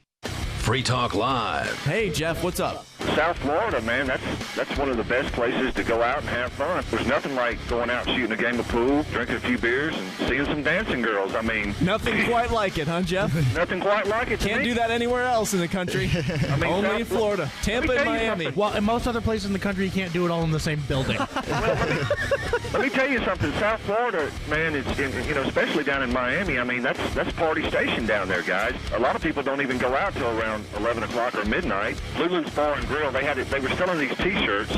It said, "I lost my pants at Lulu's Bar last night." Lulu's? Yeah, sounds Lulu's. a little fruity. No. This is a nice place down in downtown Fort Lauderdale. But anyways. It must be a nice place with shirts that say, "I lost my pants at Lulu's." Come on in. Leave your pants behind. Free Talk Live, 7 nights a week from 7 to 10 Eastern, live on the Liberty Radio Network at LRN.FM. If you enjoy LRN.FM, please contribute to your favorite shows via their websites and become an amplifier at amp.lrn.fm. That's amp.lrn.fm.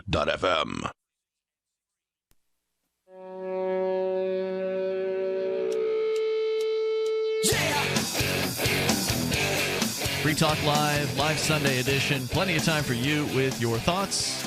If you want to dial in now, you can do that. 855-450-FREE. 855-450-3733 with you in studio. It's Ian. And Mark.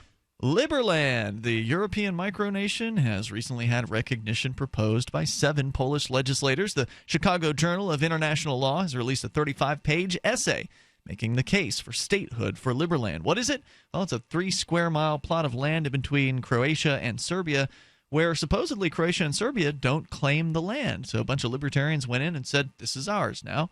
And they've been trying to get recognized on the international stage. They've got the determination to see this thing through, and they've got a lot of support. There's over 100,000 people who've requested citizenship already from Liberland.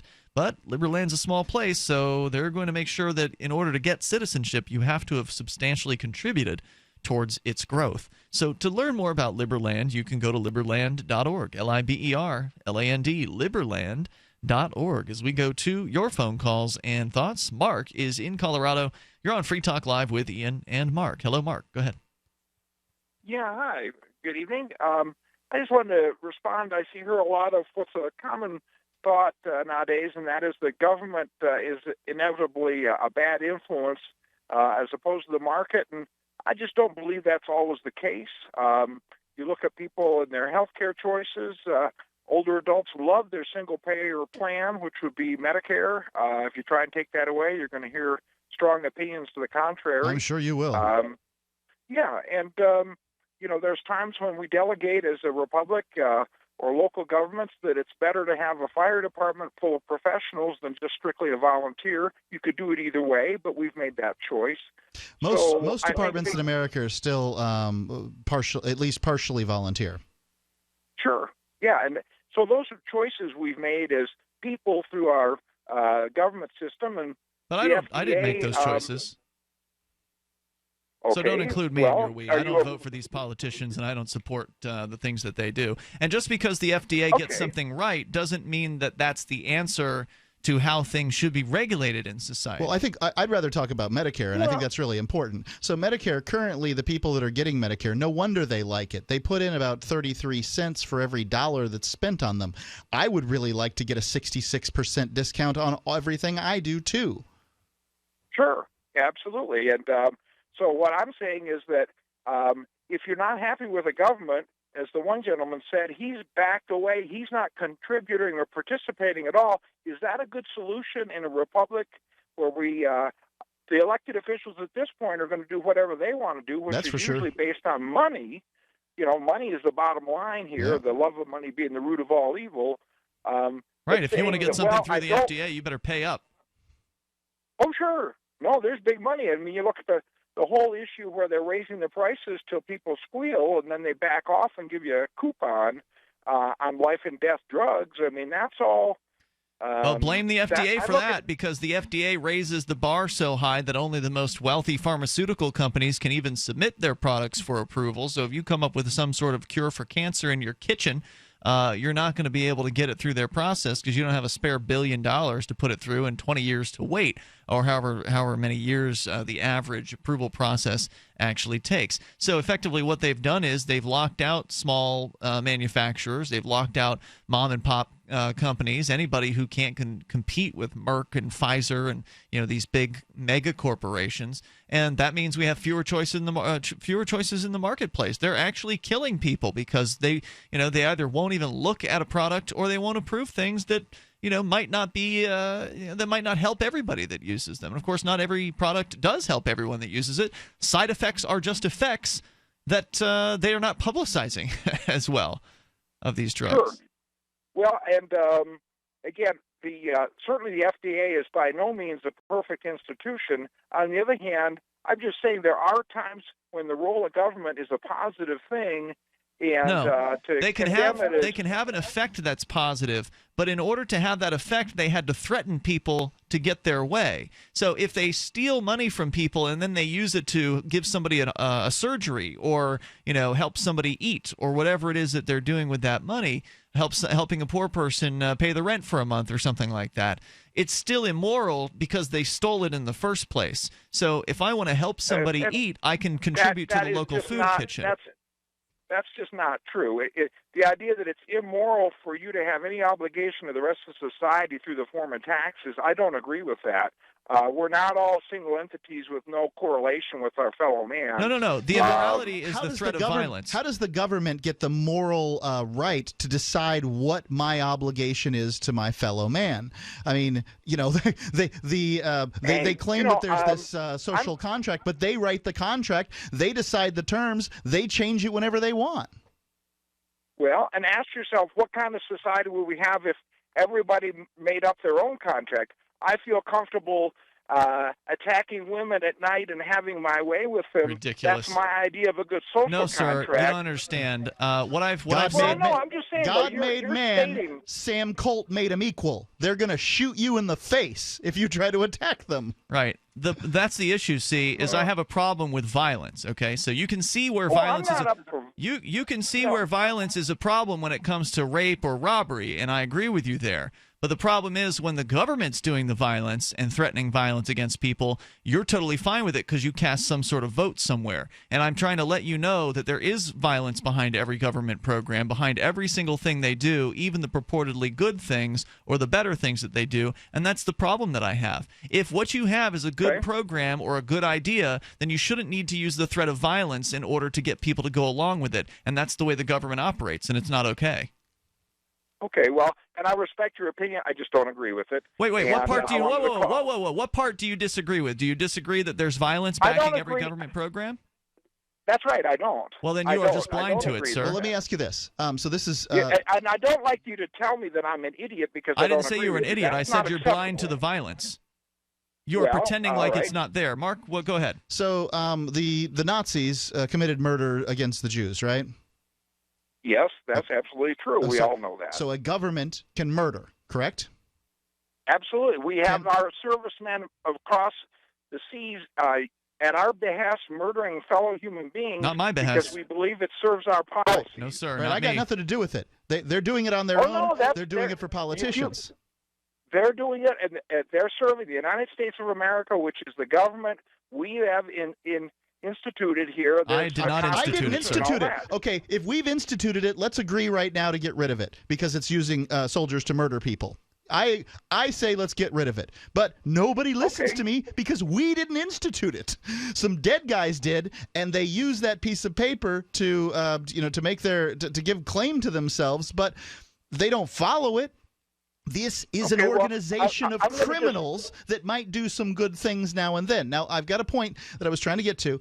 You've agreed that governments can murder, correct? That's true. That's absolutely. Can governments steal? They can use lethal force. Our police officers can do that. Is it possible for governments to steal? Yes, they can. That's absolutely possible. They can go take things from people. The IRS does a good job. Is the definition of stealing taking something from somebody when they, without their permission, either through force or subterfuge? Sounds like a good definition to me. Then that's what taxes are, because I don't give them permission. Well, and again, I ask you, Okay, the fact that you don't give them permission doesn't allow you to just not pay, though, Why any not? more than if I don't agree with the speed limit, I can't just, I mean, Well, I'm that's just their saying road. There needs to They be a built the level road. of civilization They and don't own anything, cooperation. Mark. Everything they built, they got through stolen money. That doesn't. Hold on. You're clearly not on your own property when you're speeding on the road, though. You're not on anyone's property. So I would ask you this: do I have the right, as a free, sovereign individual, to break off my property with my friends or whatever, and create our own little place where we can do things our own way? Or can the government force us, when we've broken away from them, to pay? I'm saying, well, you cannot conduct in a society like the United States of America. You cannot just run your life completely the way you want. I want to leave without consequence. Because men Without with guns will show up and they will threaten you with violence if you don't do it their way or your way, Mark. And if you want to continue being blind to it, that's your choice, sir. This is Free Talk Live. Okay. Thanks for the call. Okay. I'm Governor Gary Johnson. Like 60% of you, I'm not impressed by the two-party system. It's a dinosaur. It's outmoded and no longer reflects today's America. Two-party politics doesn't work, and it hasn't worked for anybody but itself in decades. If we the people are wise, we will never again elect another president from within the entrenched, corrupt, co-opted two-party system. The office of president should serve the needs of everyone equally, with respect and with fairness. I did it as governor, I'll do it as president. Google me. 60% of you have said you want another choice in 2016, and now you have one in me. We the people have a chance to do something in 2016 that may not come around again in our lifetimes. We have a legitimate chance to elect one of our own to the highest office in the land. Give me your vote one time and see what a difference one election can make. Our best America yet. Johnson Weld, 2016. Paid for by Gary Johnson, 2016. This is a healthcare alert from the Pain Relief Hotline. If you, a family member, or a loved one suffers from knee, back, shoulder, or ankle pain and have Medicare as your primary insurance, we've got great news. You don't have to suffer any longer. You can immediately qualify for a pain-relieving brace at little or no cost to you by calling our 24/7 Pain Relief Hotline at 866-389-0620. Delivery is free and all paperwork is handled for you. If you are on Medicare and have knee, back, shoulder, or ankle pain, don't wait. You can qualify to immediately receive a pain-relieving brace at little or no cost by calling our 24/7 Pain Hotline now at 866-389-0620. Our representatives are standing by 24/7 to take your call and rush you your pain-relieving brace at little or no cost to you. Shipping is free and all paperwork is handled for you. Just call 866-389-0620. That's 866-389-0620. Again, 866-389-0620. I've been told no in many different ways. I give you an order and you're going to obey it. George, you can go this way. You can't do that and you have to leave here. You cannot bring signs into the rally. Walk with me. Well, I'm comfortable here, actually. Whoa, Hey, who do you think you are? Excuse me. There is no video and audio allowed in this office. No, I have work today. This is... You ain't going to make it. Wait on the counter. Now. Wait a minute. Hey! Oh my God! Unbelievable! Why are you running from me? Because you're scared me. What am I being detained for? You're being served. What is this? You're being served. What is this? Bureaucrats have a funny way of telling people no. That's the sound of the men working on the chain. Derek J's Victimless Crime Spree. Watch it for free and order the Director's Cut DVD at victimlesscrimespree.com. For years, LRN.FM has had a listen line that you can call and listen to LRN.FM anytime. Now we're taking the idea to a new level with the LRN.FM audio on demand line. You can call 641-793-9660 anytime and listen to LRN.FM's live feed, and you can listen to a bunch of our original shows on demand. Long distance fees may apply. Just dial 641-793-9660 and choose from the menu 641-793-9660. Arcade City is a ride-sharing app built by drivers, not a mega corporation. As a driver with Arcade City, you can keep all of what you earn. Sign up now to drive for or ride with Arcade City at arcade.freetalklive.com. Arcade City is connecting drivers directly with riders and has been making headlines for disrupting the ride-sharing industry. Sign up now at arcade.freetalklive.com. That's arcade.freetalklive.com. You can put the Liberty Radio Network on the air in your area. Visit broadcast.lrn.fm to learn how. Broadcast.lrn.fm.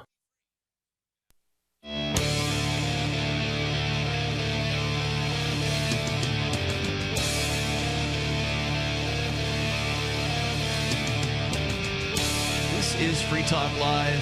You're invited here in these remaining moments of this live Sunday edition to take control of the airwaves, bring up anything you want. Toll-free number 855-450-FREE. That's 855-450-3733. That's our call-in line. But we also have a listening line. So we have an on-demand audio listen line that you can call up. I'll give you the number for that here in a moment. It allows you to listen to Free Talk Live any old time you want to. You can listen to the latest episode at your leisure.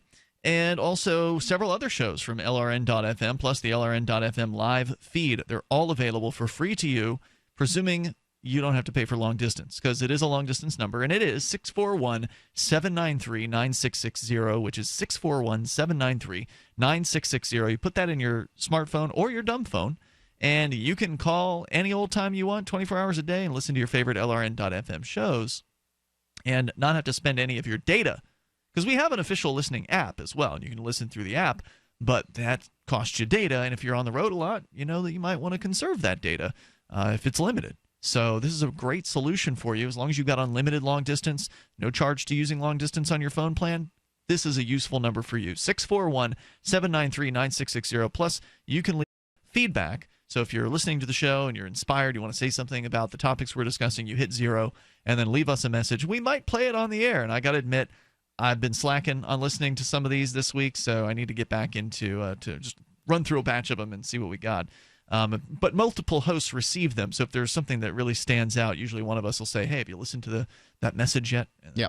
We might put it on the air, so keep that in mind. Of course, the best way to get on the air with us is to call in toll-free at 855-450-FREE. We're going to go back. That works. Yep, we're going to go back to the phones and to the fun. Jay's in Colorado. Jay, you're on Free Talk Live with Ian and Mark. Hey, is my audio good? Yeah, we hear you. Go ahead, Jay. All right, just wanted to make sure. Well, you kind of pretty much touched on the FDA while I was on hold here. What I wanted to bring up about them is that they're basically running a protection racket. Yep. As all governmental organizations are. And the one thing that we need to look at is not what the FDA actually says in plain view, but we need to pay attention to kind of what they're not saying. And that seems to be true with, like, all this legislation and statutes and codes. But with any protectionism racket that, basically requires the ignorance of the masses, it's what they're not saying that's important. More important than what they are actually saying, or, like, reading between the lines or between the words, as some people say. And with respect to the last caller, if he's listening, I can say to him that I am directly a victim of government violence. I was awoken at 6:30 in the morning by somewhere around 20 heavily armed men that came into my house because I refused to participate in their protection racket some years ago. This was when you weren't paying property taxes, right? Correct. Yep. I'd also point out that while you weren't paying property taxes, you were a volunteer on the volunteer fire department. They actually had a stipend that the fire department paid you that you refused. That stipend was, in all likelihood, as nearly as large as the amount that they wanted for your property taxes. It's just that you didn't want to participate in their system. It's not that you were costing them or anything. It's just that you didn't want to participate. And to add to that, when I joined the fire department, I had to get a permission slip from my father, and I was hanging out there a lot when I was like 15. So when I was 16, I could join, and as you know, I couldn't go into a structure fire or anything like that, until I was 18. But they literally called a water district meeting, because the water district kind of does all the books for the fire department, on me not taking a paycheck. Because they were like, well, we're going to not have you on the fire department if you don't take this paycheck and fill out this, IRS whatever form. And, and they're like, oh, you just fill out the form and you can just donate the check to something. Sure. You Yeah, don't that's what want they say the money, to me too, you know? yeah. So, and then the other thing, if it's okay if I plug something that's going on this week here in Denver. Briefly. Davi Barker will be in town, and if people are fans of Bitcoin Not Bombs or Davi, he's going to be at the We Are Change meeting Awesome. here in Denver Monday, and he'll also be at Liberty on the Rocks on Wednesday. The Muslim agorist, as he is riding around the country after having left his home in California to move to New Hampshire, ultimately is his goal, and he's been stopping off at various festivals and locations, so it sounds like he's coming through Colorado. Great guy. I'm a huge fan of his work, and Jay, thanks for calling in and sharing your thoughts here tonight. I appreciate it. The toll-free number is 855-450-FREE. Let's talk to David in New Mexico. You're on Free Talk Live. Hello, David. Hey, guys. Yeah, thanks for taking my call. I know you're down to the end of your time here. I have my own pet issue to discuss, but let me mention a couple things on things you talked about earlier. Just as a point of fun trivia, you were talking about the atomic bombs from World War II. Coincidentally, it was a cousin of mine, Ernest Orlando Lawrence, who was the first one to smash the atom, and then was in charge of refining, making the atomic material that went in those bombs, for good or bad. Yeah, so it's just an interesting piece of family history that Lawrence Livermore Lab is named after him. For people that are on the opposite side of the pro or con on nuclear, one piece of trivia that you won't find too many places is his wife. After he died, his wife basically petitioned the government to get his name taken off of Lawrence Livermore Lab because she was against the use of nuclear for warfare. So interesting. Yeah, and he's the one. He's actually responsible for getting Oppenheimer hired to run the Manhattan Project because he had made a recommendation to General Groves at Los Alamos to hire Oppenheimer to run the project. But anyway, that's a bit of trivia on something you discussed earlier. And another coincidence, and what's kind of fun, is I'm a pilot, and one time I flew into a small town airport, and I ran into Sam Walton years ago, obviously before he died.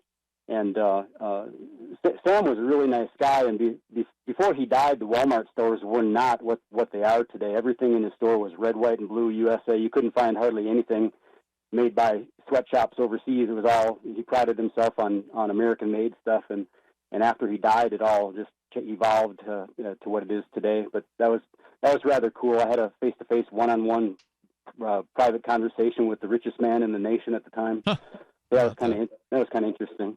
Thanks. Have I used up all my time? Oh, well, if you got one more thing, go quick. Well, first of all, let me thank you for providing this venue. It's refreshing to have free talk live in contrast to the radio stations that broadcast, and I won't mention them because they'll probably hold it against me because they already ban me and sanction me and won't let me speak about my personal projects that I'm working on, because it doesn't fit what they want to go out over their airwaves for. Well, of course, if you want to advertise something, Mark can help you with that. You can email him at mark@freetalklive.com. But always happy to hear people and their opinions on this show. And we are on radio stations, by the way. We're heard on 170-plus stations, great stations across the United States, who air shows that I don't necessarily agree with, but, they air us, and that's great. So that's all I can really ask for. I'm listening to you on Kiva in Albuquerque, which is a broadcast station. Yep, so great station. This other station, great station. But have you guys had many callers call in about the illegal trafficking of their children by our court systems? Have you discussed that much? Yeah, we've had a lot of people say that essentially that kids have been taken by different CPS or Child Protective Services agencies with the intention of moving them to other families who, for whatever reason, are connected or wealthy or those sorts of things. Are those kind of stories you're talking about? Yeah, exactly. I had a similar experience. It wasn't CPS. It was just the family court, and I did actually win an appeal in the New Mexico Court of Appeals proving that a lower court judge illegally sold. She adopted my children to another man, and it was done illegally. And I had it reversed, and I won a unanimous decision at the Court of Appeal saying that M. Monica Zamora, the judge in this case, had illegally sold my children. Is she still on the bench? How much time did she spend in prison? No, you know the answer to that. None at all. In fact, in fact, her family is big in this state in law, and after that, she went on to actually get herself elected to the Court of Appeals where I had beaten her. Government. Hey, thanks, David, for the call tonight, man. I appreciate it. We will continue this show tomorrow night because we're here 7 nights a week. So if you didn't get your call and thoughts in, well, you can always call earlier on in the show. 9 o'clock for whatever's in our third hour always is the busiest of always the three. is. So if you feel like you want to get your thoughts on the air, we're here 3 hours a night, 7 to 10 at night, Eastern Time, 7 days a week. If we're not on your local radio station, call them, talk to the program director, say thanks for airing any Free Talk Live they happen to air, and then ask real nice for some more. We'll see you online in the meantime at freetalklive.com. Does your basement or crawl space have a damp, musty smell? Well, watch out. That's a sign of too much moisture and not enough ventilation. And that can mean increased mold growth and the buildup of harmful toxins and gases. Don't bother with a dehumidifier. It just circulates the same unhealthy air. Now there's a better way to remove these dangers and odors. It's with the computerized Wave Moisture Control Unit that reduces moisture and expels pollutants. We replaced our old dehumidifier with the Wave unit, and in only 3 weeks, our basement is dry and the musty smell is gone. Wave units require no maintenance, no buckets of water or filters, and costs only pennies a day to run. Breathe better, live healthier with an affordable, no-maintenance Wave unit. Call 888-618-WAVE, 888-618-WAVE, or visit mydryhome.com. mydryhome.com. Ride the wave. Wave Home Solutions for a healthy, comfortable home. I love My Magic Mud. I drink a lot of coffee. I had stains on my teeth. Then I found My Magic Mud, and I was told it would remove stains. So I paid attention when I brushed the first time. My Magic Mud is black tooth powder, and the difference it made in my teeth in one application was noticeable. With 4, my teeth were as white as you normal folks out there. Please go to mymagicmud.com and buy a jar. There's 150 applications for $25. You can use Bitcoin, mymagicmud.com. The 3 most important things you can do for Free Talk Live are 1. Share 1 episode a week on Facebook or in some other social networking site. 2. Buy the things you buy online through shop.freetalklive.com. 3. Give $5 a month to the AMP program. You likely buy all kinds of things online. Amazon is the largest online retailer. You can get what you need at the same prices with free Super Saver shipping by going to shop.freetalklive.com. Please do your online shopping at shop.freetalklive.com. The Call to Freedom is coming up next, live after the news on the Liberty Radio Network at LRN.FM.